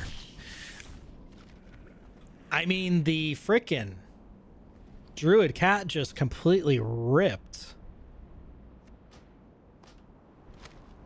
That was level 18. It's crazy.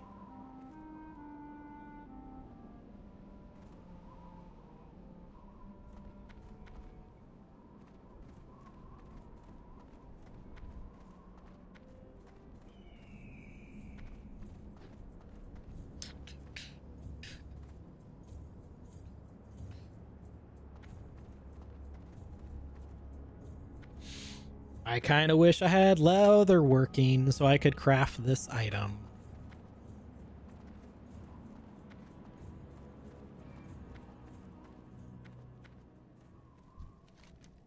Alright, let's do some selling. We're gonna pop this on the auction house? I don't think so. Probably could have held on to that. We don't need more than 5 of those.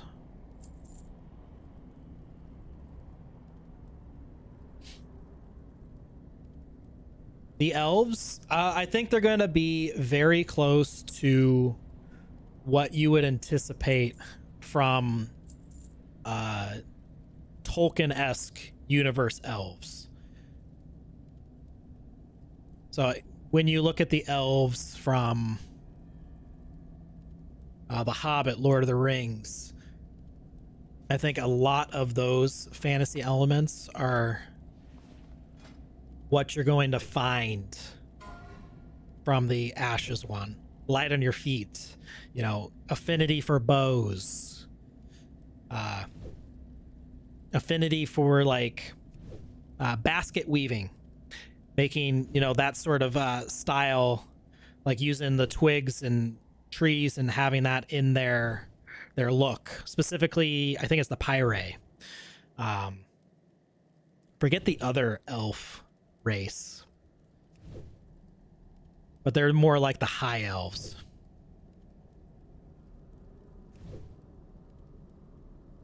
So definitely, yeah, delicate light armor. I mean, the Vec plate armor that they released, actually it's kind of recent on like their Instagram, was mega dope. Vec plate armor, ashes of creation. Let me see if I can pull up this picture.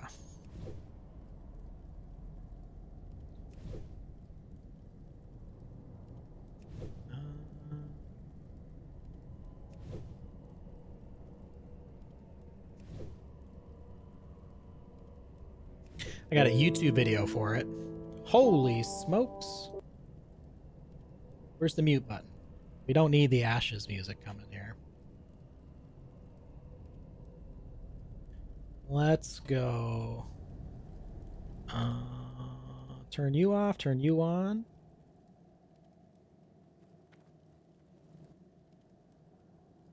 No, we want to turn that one off, turn that one on. Why won't you turn on? There we go.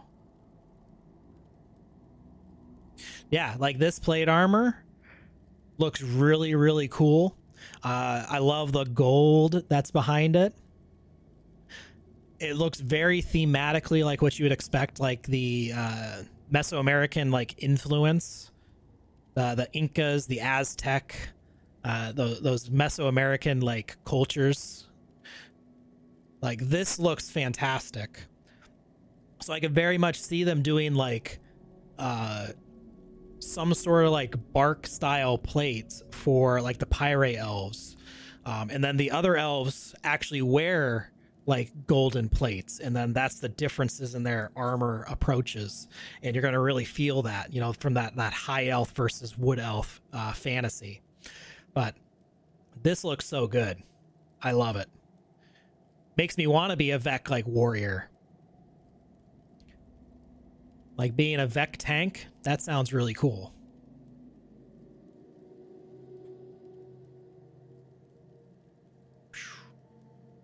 I'll turn you off, turn you on.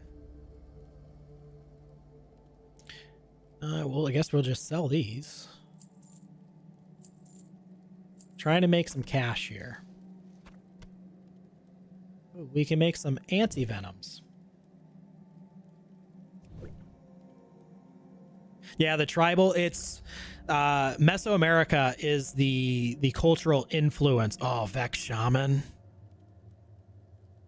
Now we know what my cleric main is going to be. It's going to be a Vex Shaman. Oh my goodness. But yeah, the cultural influence of the Vec are supposed to be Mesoamerica.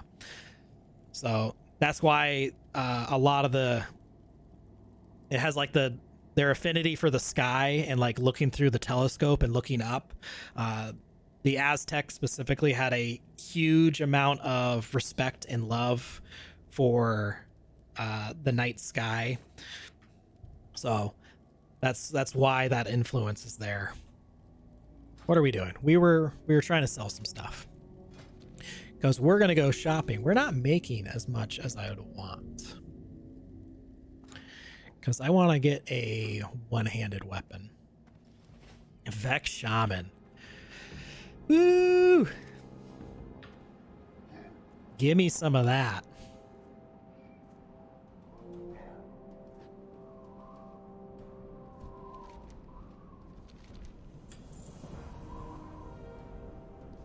All right, I don't think I'm going to be grabbing any missions from here.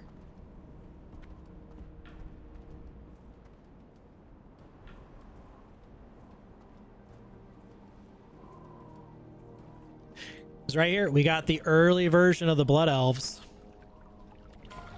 Looking very basic. But honestly, not terrible.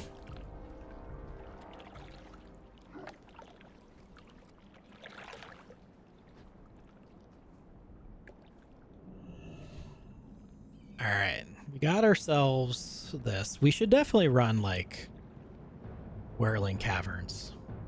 Get some of these missions off our plate. You're at there. Let's hit up Thunder Bluff, turn in some quests, and let's see if we can't get into a Wailing Caverns group.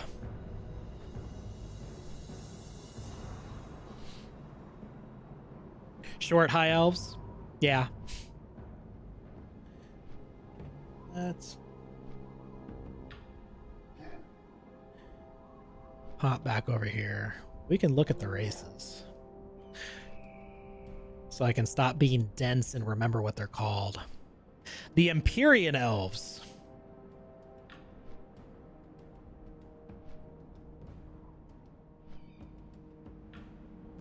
Definitely more of your regal.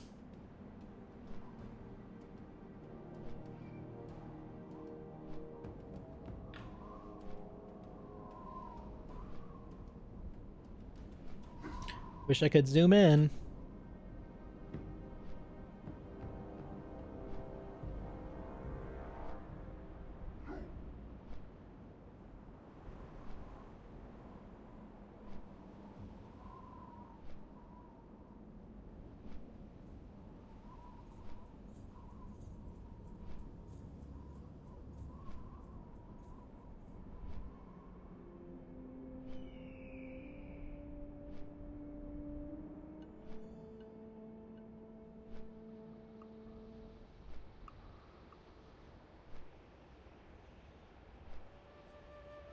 But yeah, for their showcases, they definitely need to at least start using, like, give Steven the Vec, like,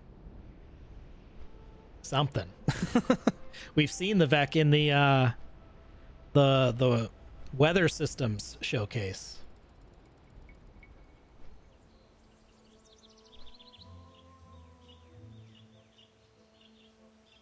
Empyrean Paladin feels good. Empyrean Spell Shield and Empyrean Battle Mage absolutely feels good. Those fantasies feel real good. I'm very hopeful that the like the Spell Shield class, when they use the abilities, like they cast an elemental shield, Vex Summoner, you might have. I mean, are the Vec cool as pirates? A Vec Necromancer sounds really dope. That sounds really cool. Oh, man. Yeah, Summoner will be towards the end of the Alpha 2, which is slightly buns. Ah! Almost jumped off. But it's okay.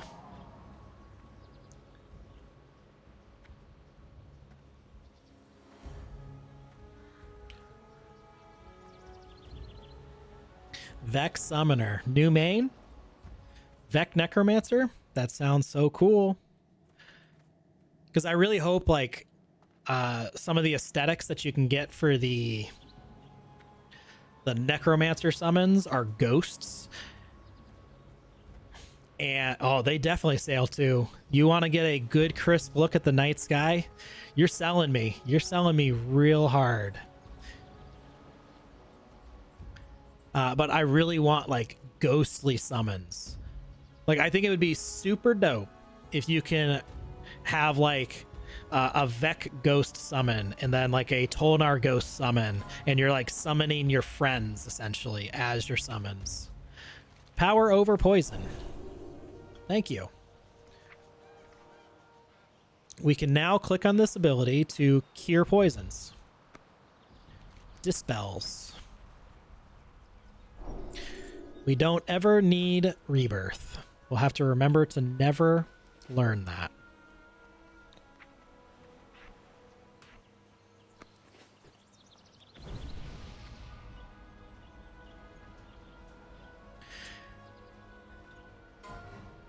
I think you definitely just helped me narrow down my main.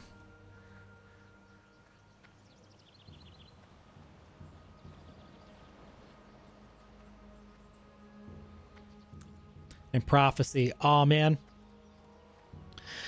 Oh, man. I am all about... I think it's settled.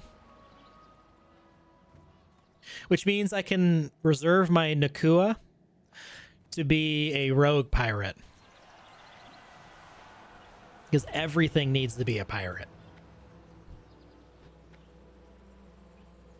This sign is completely destroying me.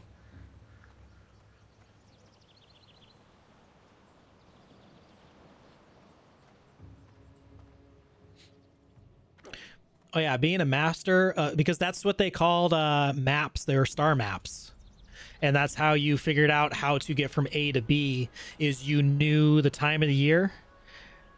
And you had the star map for the time of the year, and it directed you to get to wherever you needed to go.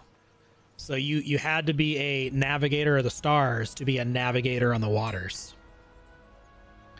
All right, let's see what we got for maces. Do some shopping. I wish I had some shopping music. I watch a lot of Mr. Llama, Diablo 2 content creator. I love his shopping music bit. I would absolutely love... We don't want it 15 here. We want the 15 here.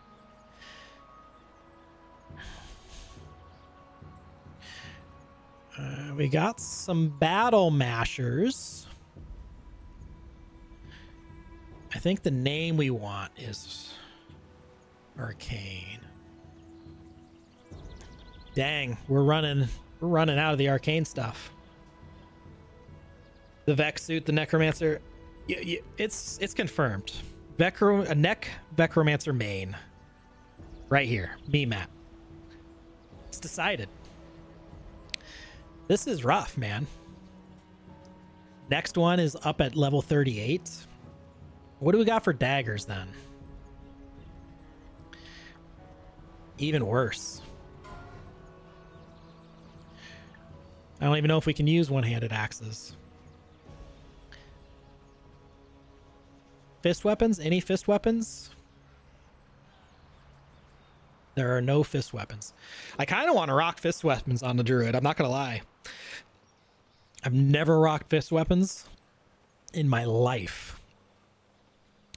Well then, the weapon selection is not very good. So let's do 19 to 21. Oh boy. Shadow magic. I mean, we're not made of money. We're not. Dude, your Gorilla Templar Tolnar, that's got me jelly jam jazzed. That's got me feeling something froggy. Dual maces, beating some drums.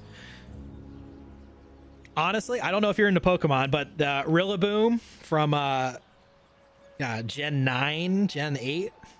But Rillaboom's got me feeling froggy about this gorilla, just big, beefy, Holy Templar.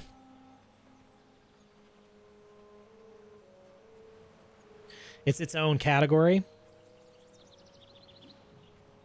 I've never actually looked at... Let's check it out. Let's find ourselves weapons. I think it's one-handed, right? Just any one-handed weapon can be dual weaponed outside of like wands.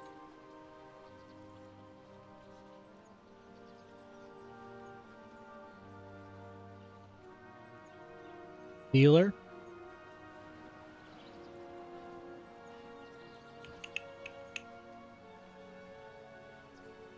Gorilla Bard beating some drums. See, Rillaboom is in the flesh. Oh my goodness. That is so cool.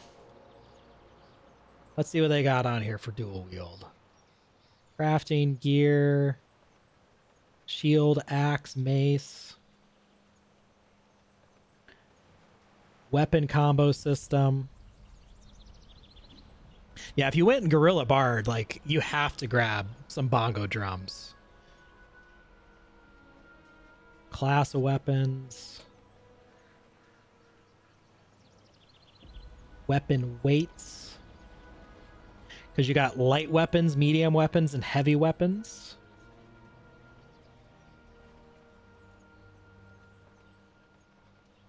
Range, shields, and two-handed weapons. Because I think if you have dual wield, which I assume will be like dual wielding is permitted, but just for selected one-handed weapons. So essentially, shields cannot be dual wielded, great swords cannot be dual wielded. Yeah, I mean, that's definitely all maces, axes, and swords and what have you. Oh, I definitely think maces will be in there. If not, we will just raise a ruckus once the Alpha 2 comes in.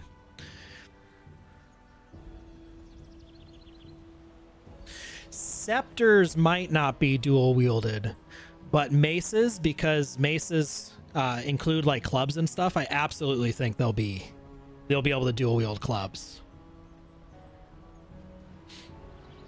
Like Morning Stars, those are definitely going to be in the mace category, not the scepter category. And Morning Stars are so dope to dual wield. And if we wanted to get kind of crazy, flails would be really awesome to dual wield as well. Just like this, like nunchuck action with the Morning Stars on there. Insanity. What are we looking at here? We are running out of options to build my arcane stuff. It is looking froggy. I'm gonna have to do some research later to see what other arcane options we got. 14. So this guy is not good enough. It's not good enough to swap out from what I'm doing. And I don't think staves come with this. It does, but they're so expensive.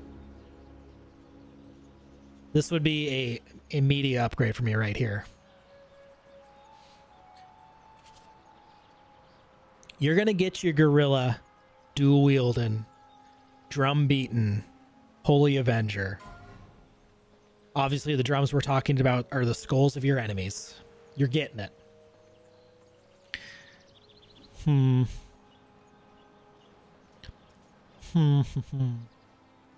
Too bad druids can't use pole arms. That would certainly be nice. Well, I think we're just going to be looking for stats then. What comes with intelligence? It'd help if I could spell.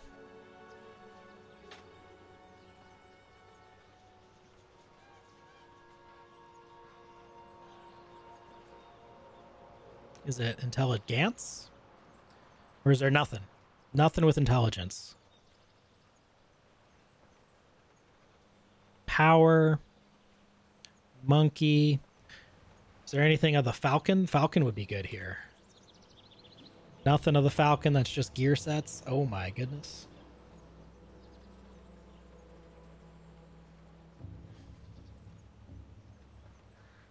It might look wacky doing the Phoenix ability as a gorilla and being that agile and that fast, but when you smack the ground and you heal people around you, that's gonna feel very on point, on brand right there.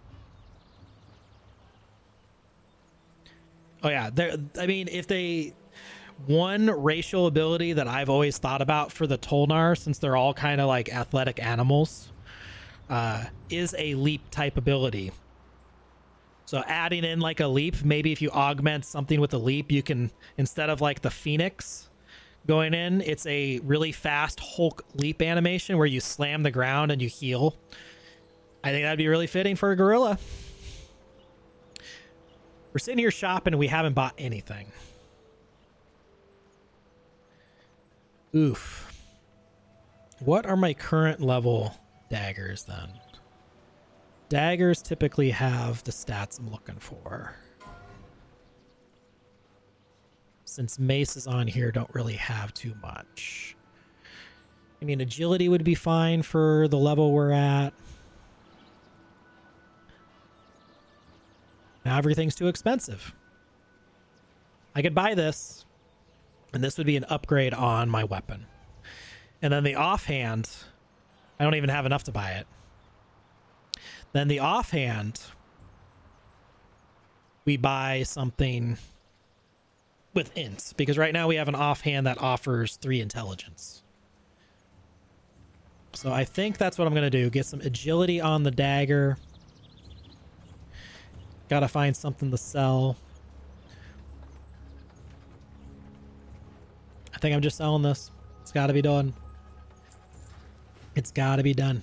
Yeah, AoE jump would be super sick.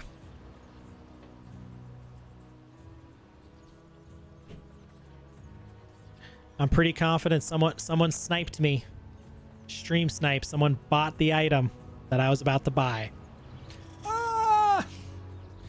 What is life? All right. New plan.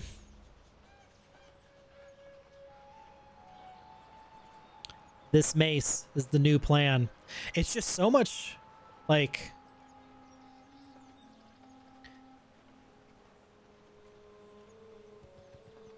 Someone bought it and probably re-uploaded it to sell it at this price. But yeah, 1.8 seconds attack speed. That's what I was looking for. But we got to get moving. We got to get moving. I mean, attack power wouldn't be bad either. Wicked Spike a mace. Jagged Star of the Monkey.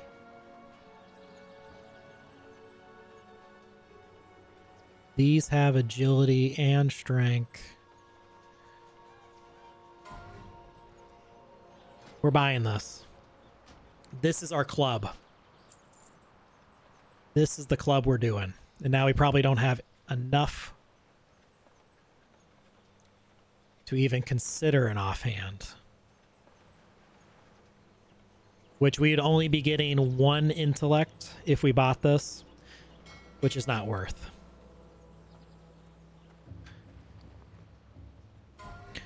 But we can sell this. We'll equip that. We'll keep the staff just in case we want to swap to it. Bada boom.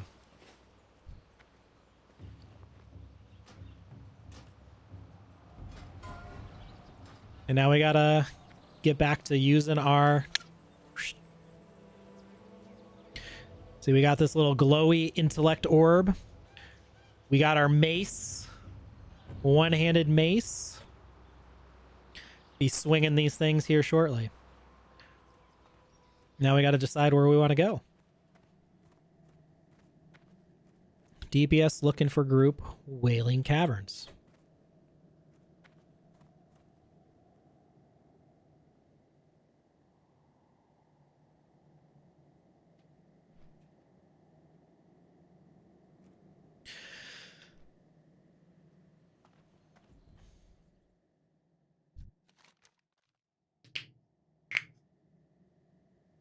I'm all out of coffee.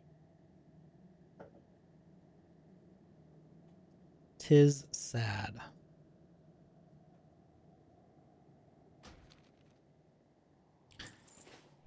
Could have just hearthed to the crossroads, but we're trying to save that.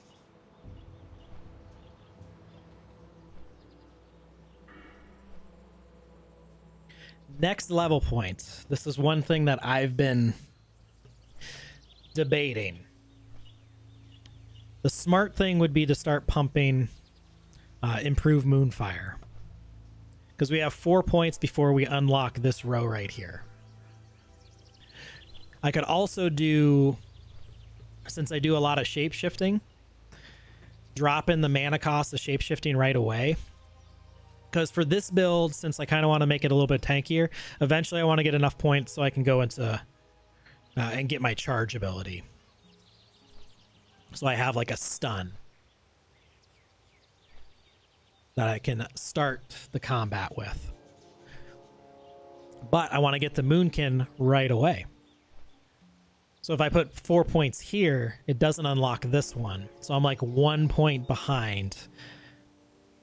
But I could put 4 points here, not unlock this one, and then start doing improved Starfire.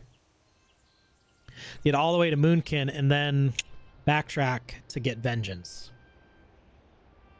But I'm not sure, because that means I'm going to be like, this is going to be like the last point I put in, which feels bad. So I feel like I should just stick to like 4 points here, 5 points, 1, 3. Then that would be number 5 before we go into here. 5 points, Moonfire. And then we'd start pumping 5 points into this, or we could start gaining up our charge ability. I don't think I've ever seen anyone spec this way. Very excited to see how it performs, how it plays. It's been a lot of fun. Been a lot of fun.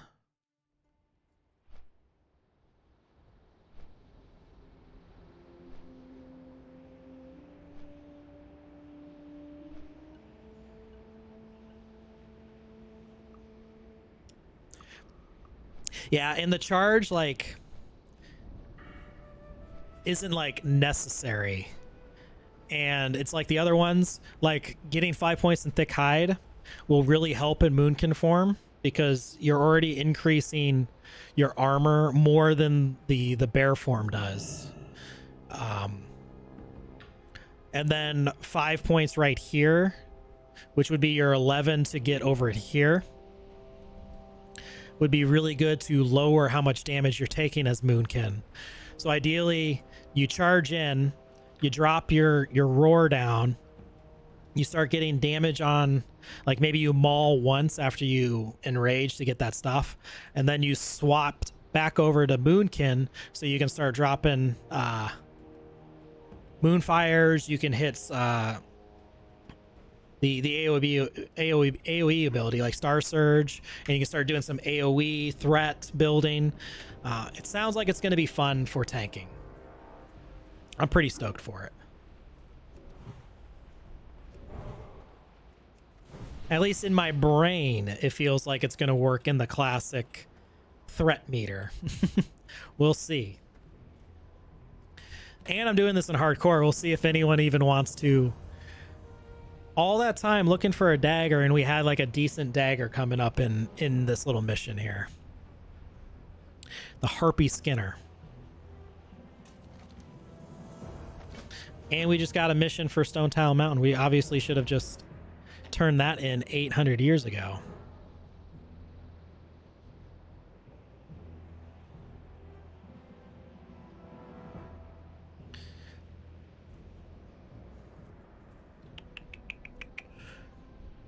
What? I guess we could go back to Ratchet and start doing the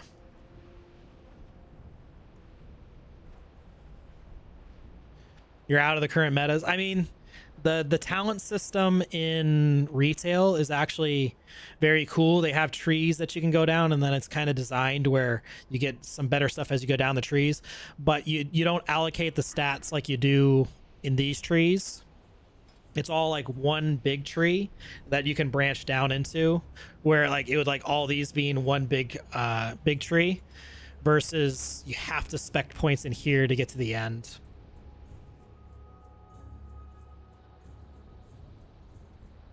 I don't think BGs are in Classic. I mean, in Wrath and stuff, there definitely are. I don't think anyone... I should have bought at least one swiftness potion. It's like the most important thing that I was supposed to buy. Do we hold on to this? No, we don't. We're not leveling daggers yet.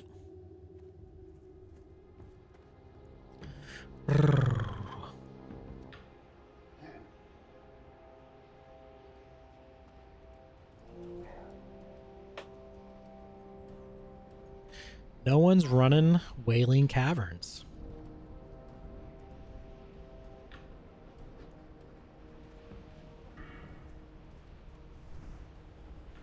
I don't know why I'm running the Ratchet when I could have just flown. Especially since I don't have travel form yet.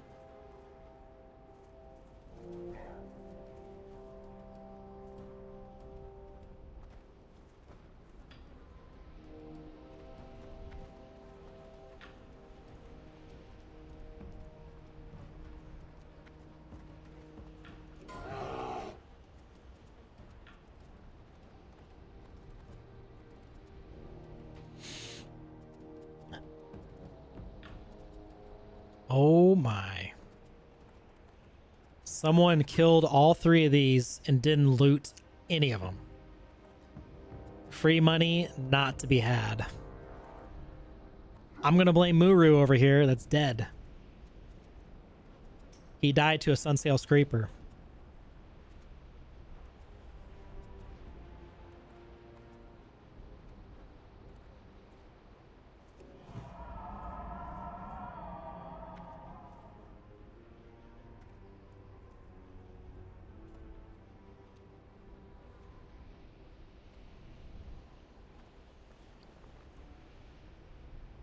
I definitely should have popped some stuff in the bank.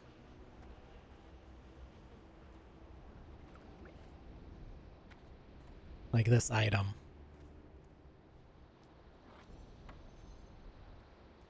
We could also pop this in the offhand. I mean, I can just click it and it activates and goes.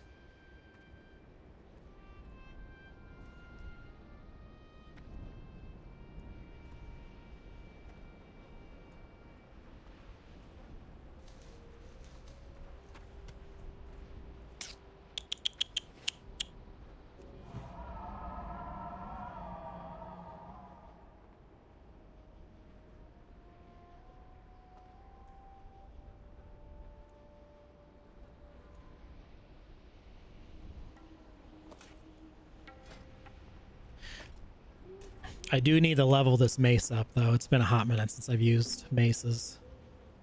I guess it's not too far behind. Not too far.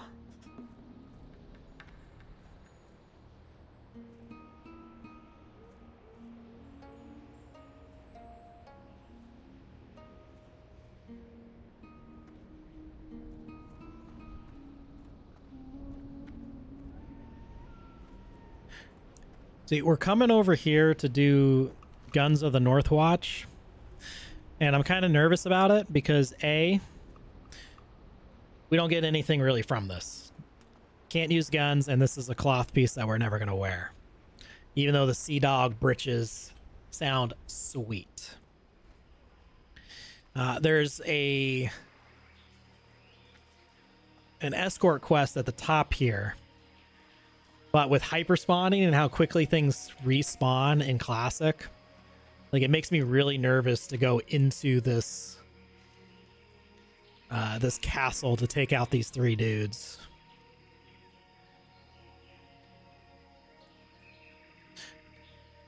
But I feel like I'm either on a layer that just has nobody playing on it, or just no one's on right now on a Thursday. Because normally you'd see a few people here that you could be like, hey, let's group up. Someone's obviously here, murdering everything, though.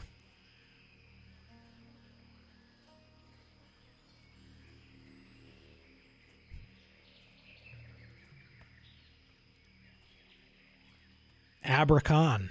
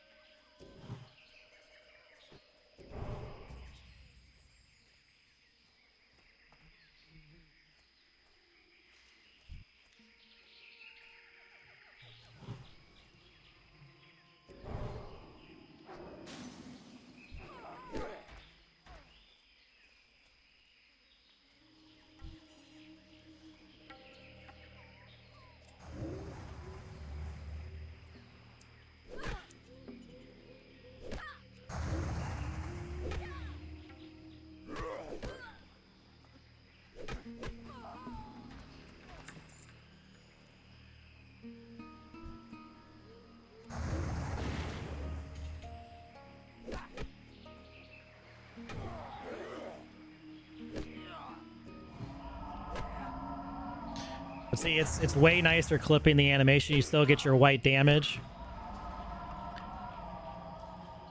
Much nicer to clip the slow or the faster single-handed mace than the two-handed weapons. It's the same proc rate on Omen of Clarity. I think it's about like once every 30 seconds or something. But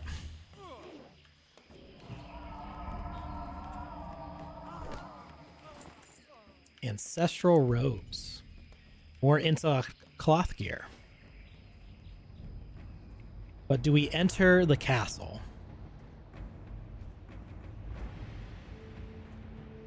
I feel like this is going to get me killed.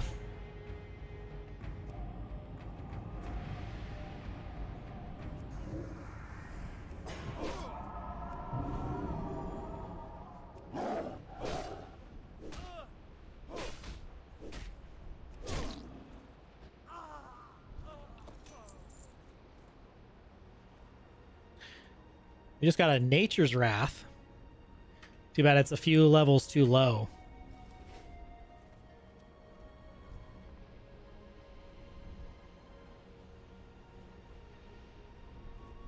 Dwarves! The Dunir are still a thing.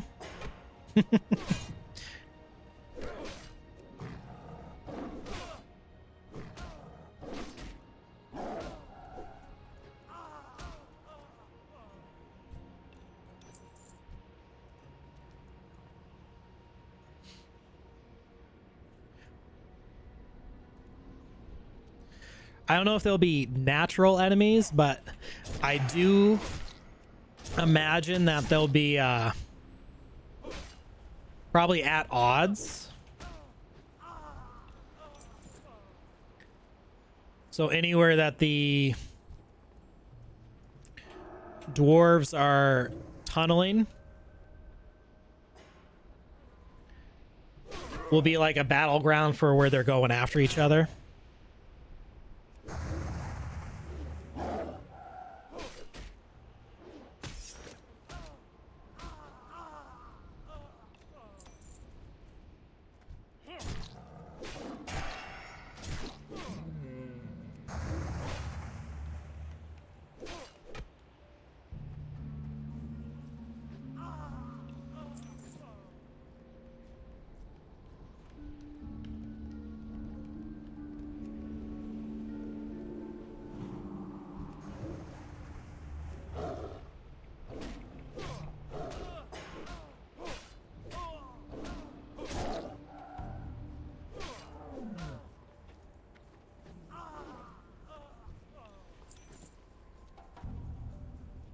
Six medallions and we're not even inside yet. But here's where it starts getting a little bit rough. Luckily there are people in here.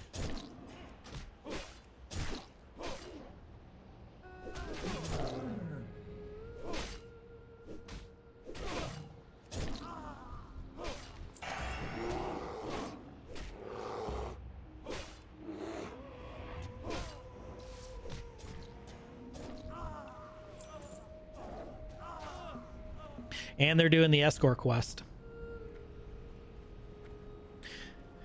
Dunir, don't know what class you'd want to do.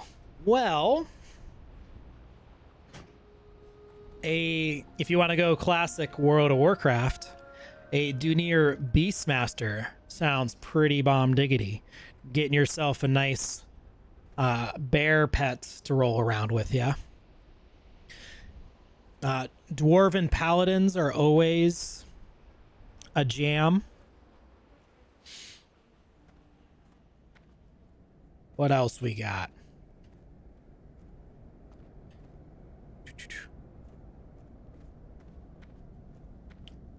I mean, any of the fighter classes. Like the Dreadnought sounds cool. They just have never really been mage-y type classes.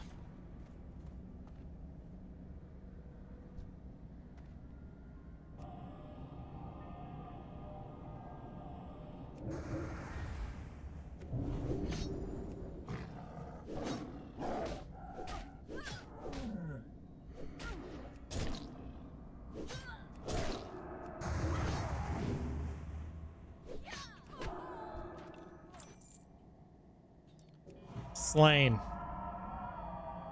Do near. I kind of need. Let's pull up the class kit picture. Let's take a peek at that. As I'm standing in a spot that's like possibly extremely dangerous in hardcore WoW. The dwarves.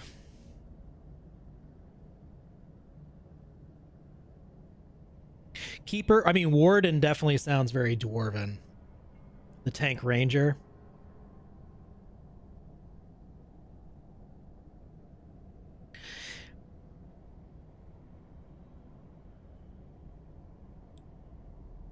So, and for sure, I could see dwarven bards would be really cool. They love playing instruments. I think bards fit really good with the Dunier.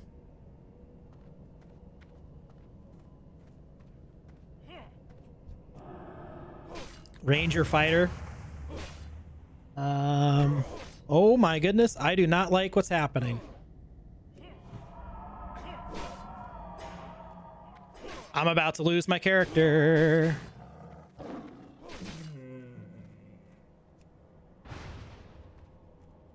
Get me out of here.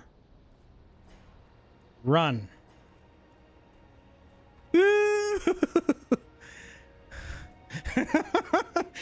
That orc just ran up there and he was like, hey, man.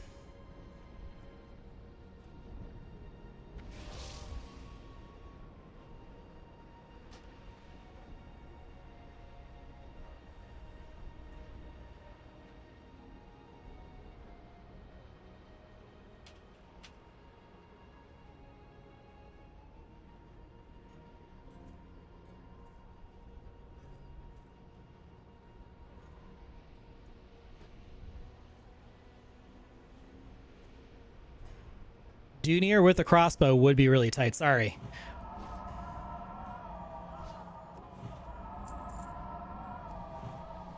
Almost lost my character. Pulled every mob. I mean, and that's why I needed swiftness potion.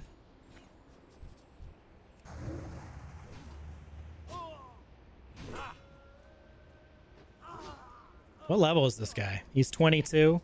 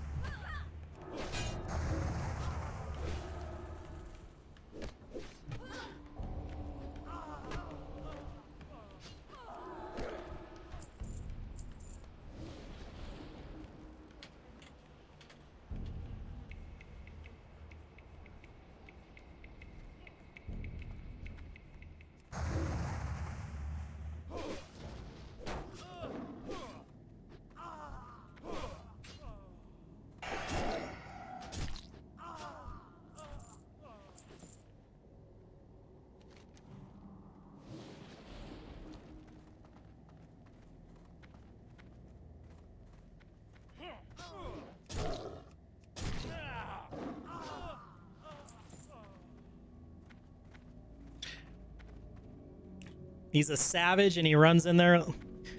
This is how shaman's supposed to be, and especially orc shaman. You're totally right.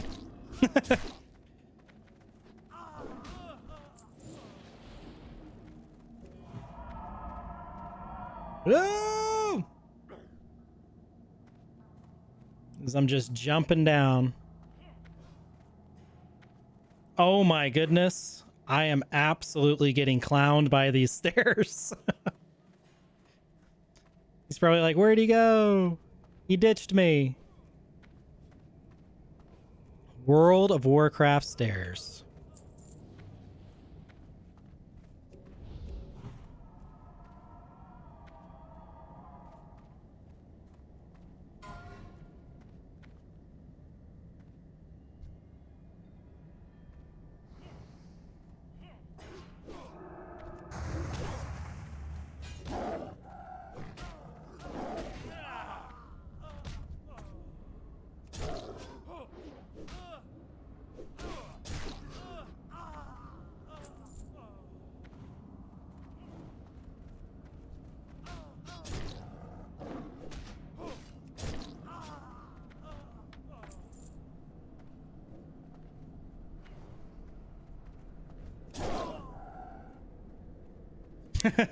Works like Mike Tyson.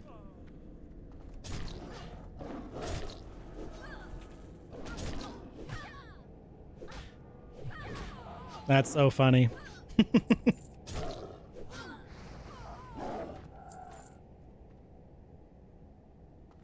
Nice.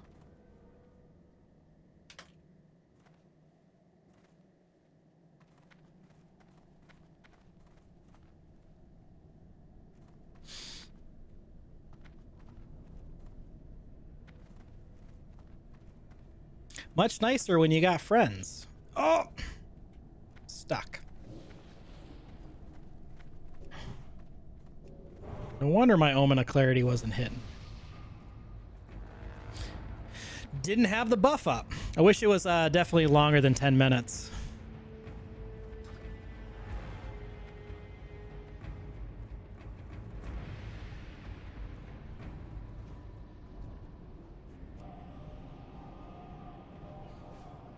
Gonna drop ourselves a nice little Star Surge. Ooh, of the Eagle. What am I wearing? Yeah, that's agreed.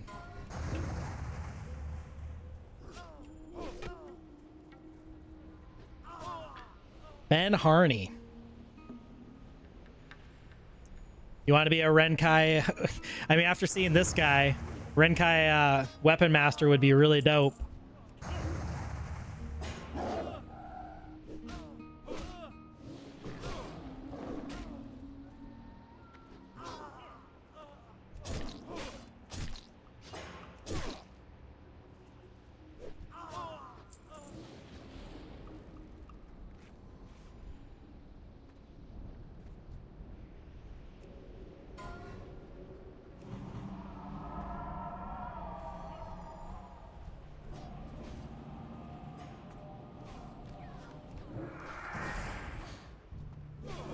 That was a one-shot crit right there.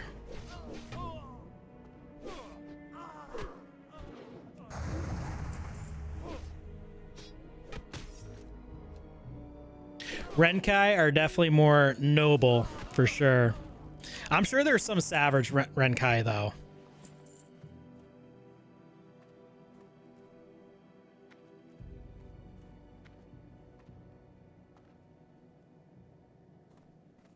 Yeah. Heroes.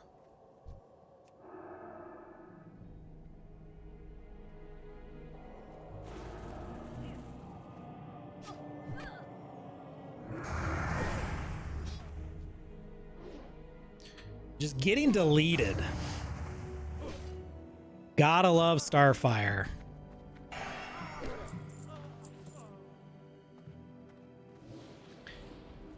We are ripping.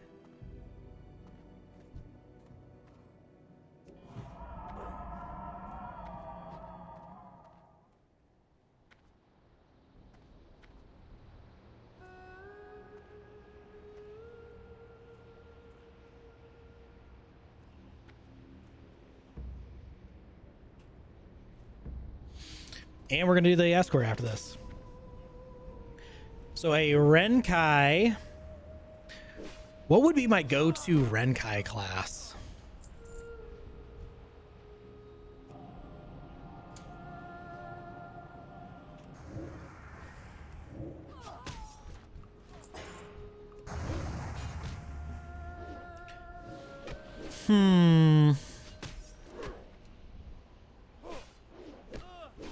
I mean, a Renkai Ranger Fighter.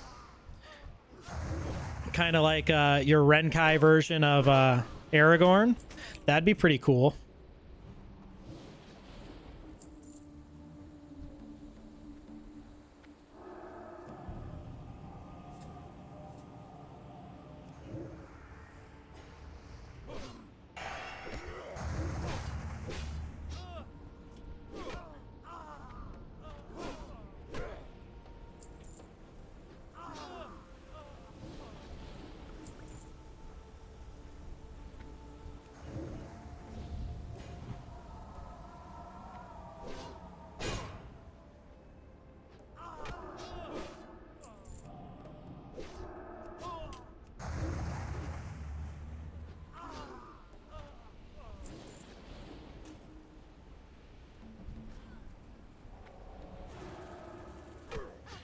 Very nice having a shaman right here. The spell interrupt is pretty phenoms.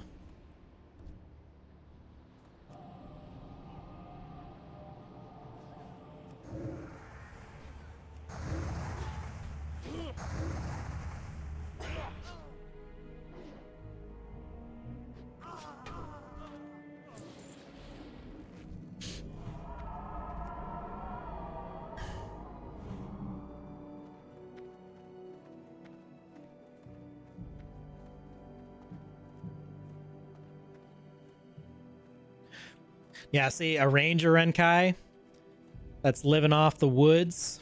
Mm-hmm. Now you're starting to pick up my drift.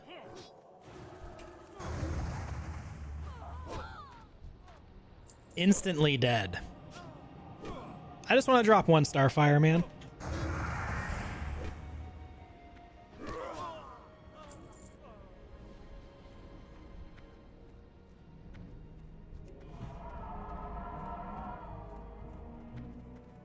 In the swampy areas, you're going to need hunters to kill off the pests and animals and monsters. Exactly.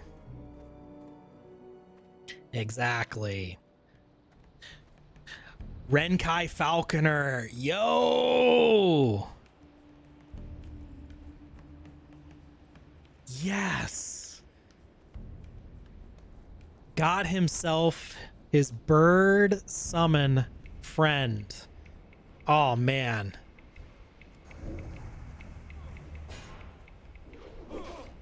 That is it.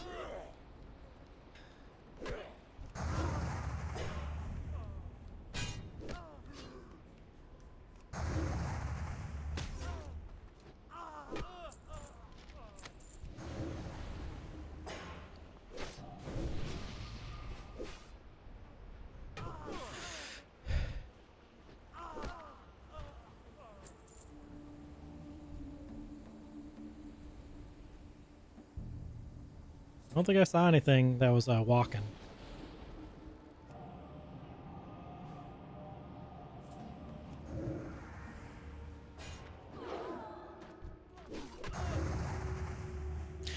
I mean, you'll be able to customize stuff, so a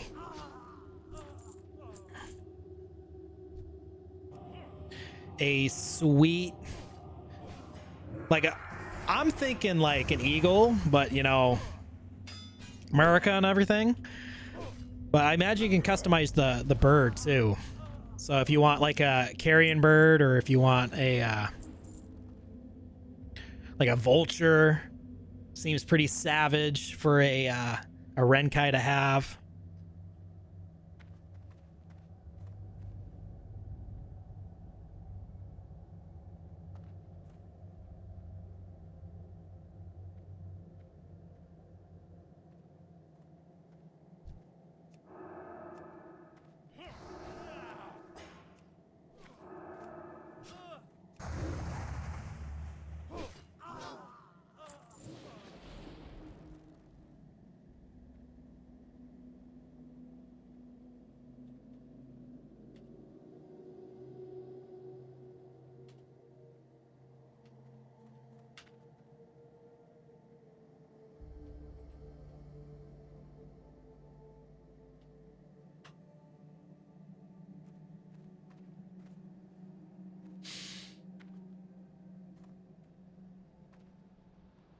Falconer does sound like a sweet class. That's one that I always forget about.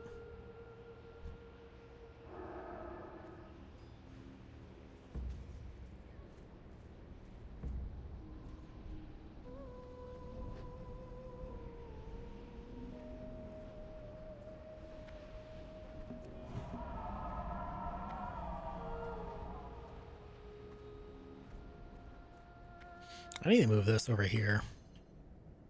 That's a free mana pot.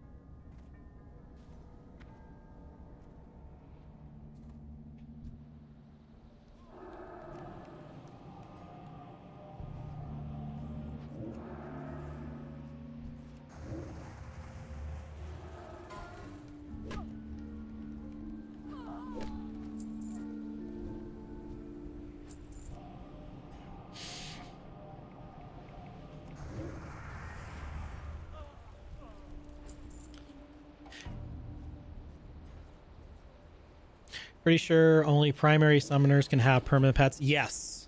From my understanding, that is how it is. Every other, the secondary augments. Ooh, we got the quest.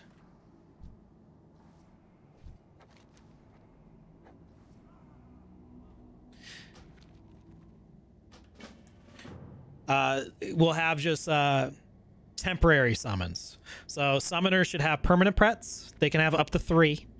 And then they also have like temporary pets as well. And then everyone else will be temporary pets. So just like the shaman being a cleric summoner, you know, totems like World of Warcraft shamans would absolutely fit that. But you could also do anything under the sun there. You could do like elemental incarnations. You could do like the druids in WoW, they have the great spirits. You could summon the great spirits as your summons. So there's a lot of stuff you can do.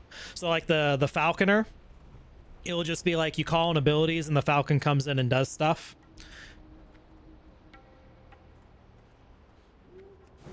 But I still think that's really good, and it adds a lot of flavor and flair to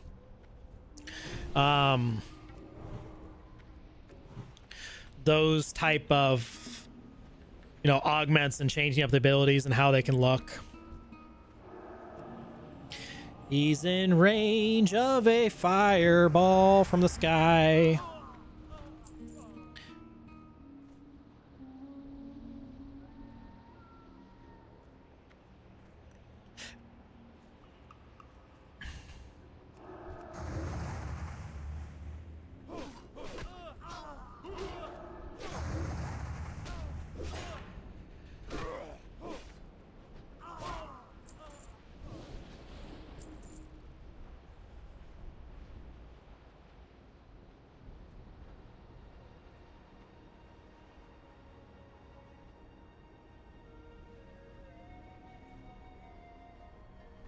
Yeah, like one of the abilities I think of, or the way I think of it, is, I don't know if you ever played D2, but there are falcons in D2.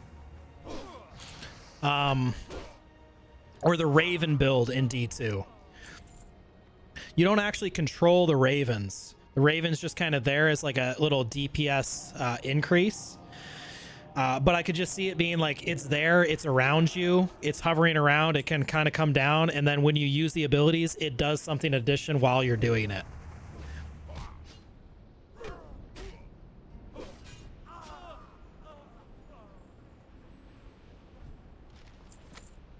Yeah, League of Legends, there you go. Well, if you're going to attack that one, I'm going to attack this guy over here.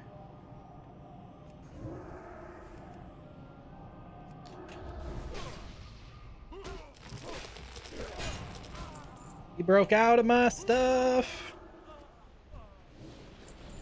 I just got the grizzly gloves.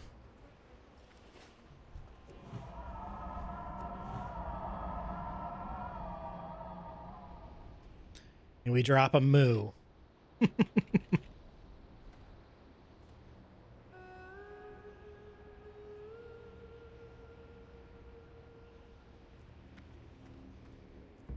Catch your breath, my guy. Come on now.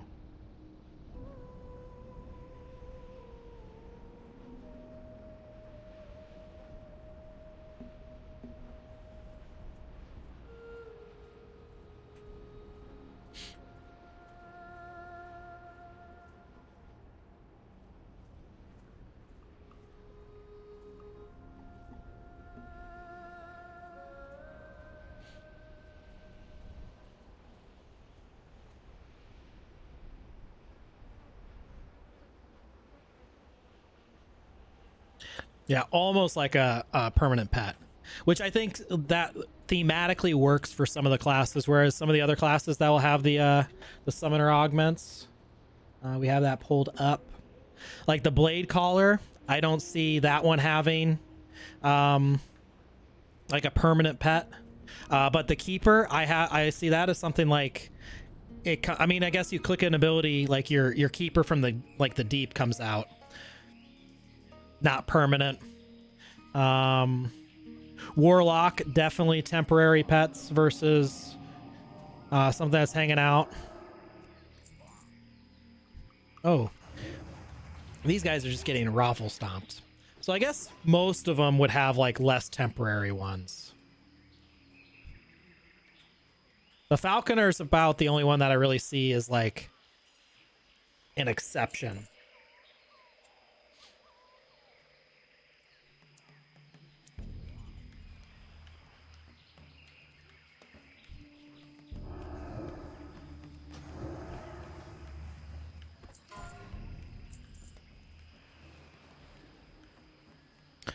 Clearing the road.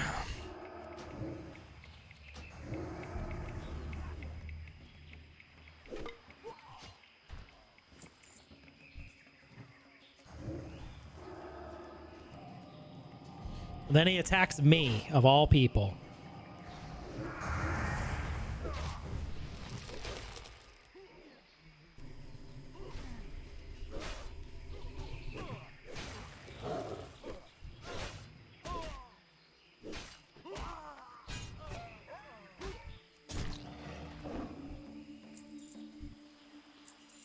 Ancestral woolies.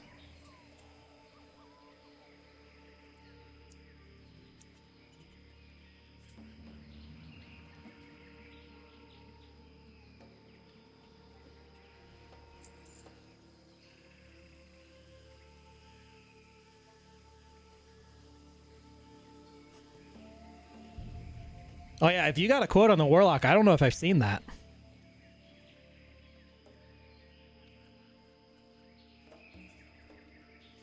That would absolutely be news to me. But I don't typically super follow all the Discord reveals and whatnot. Or leaks.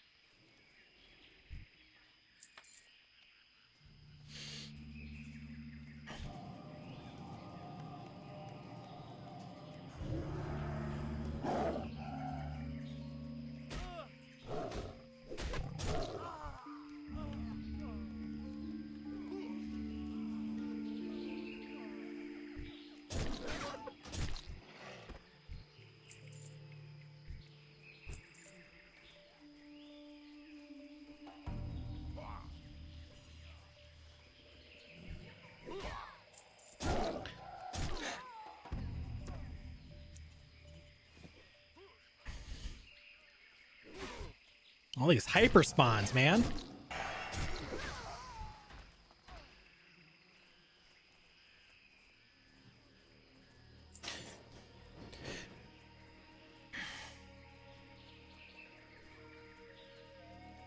From that summoner, being able to temporarily put a servant on the battlefield that might be a fire elemental. Instead of firing off a fireball, you summon a fire elemental.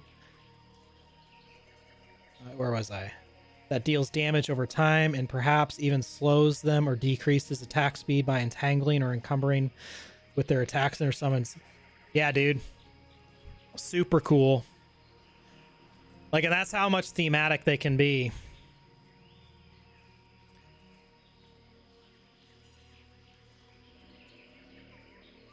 We'll buff them up one last time before we go.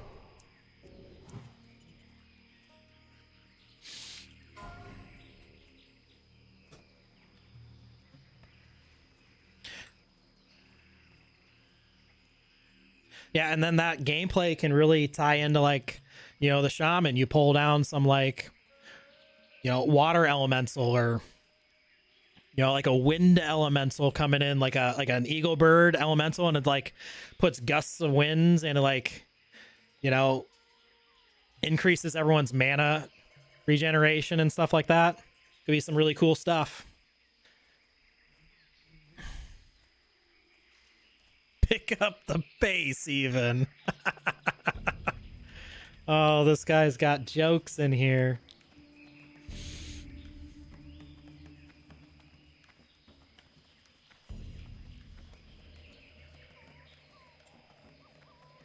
The gang's rolling up over here.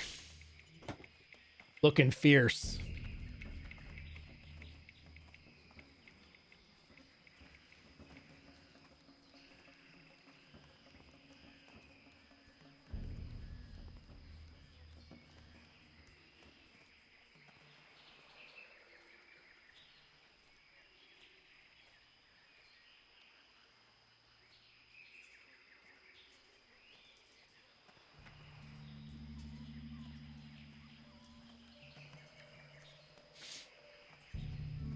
Or maybe it silences all fire spells in an area because the elemental that you summon calls down a giant rainstorm, you know, in a big area like the size of the blizzard, but now it's raining, so it dampens the fire. Could be cool. Definitely something I want to see shamans do. I want to see them bring the rain.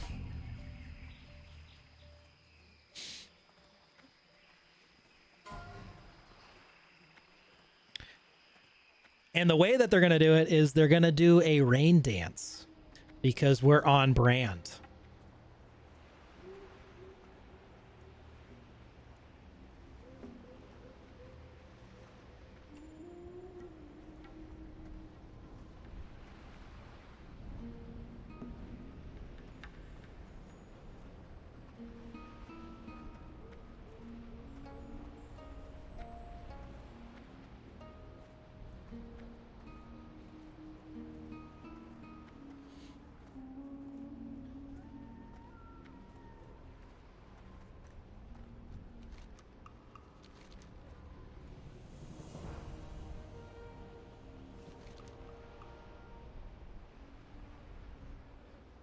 At least this piece of gear is an upgrade.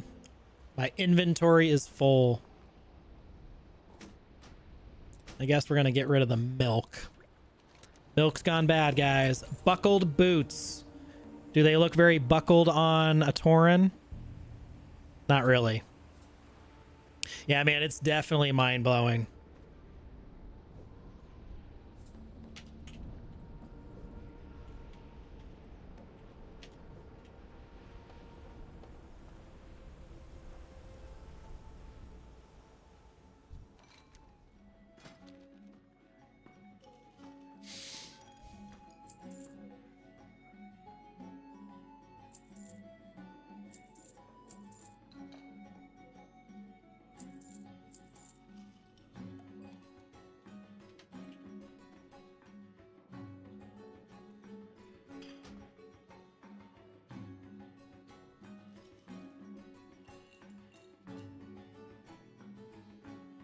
Ben Harmy, appreciated.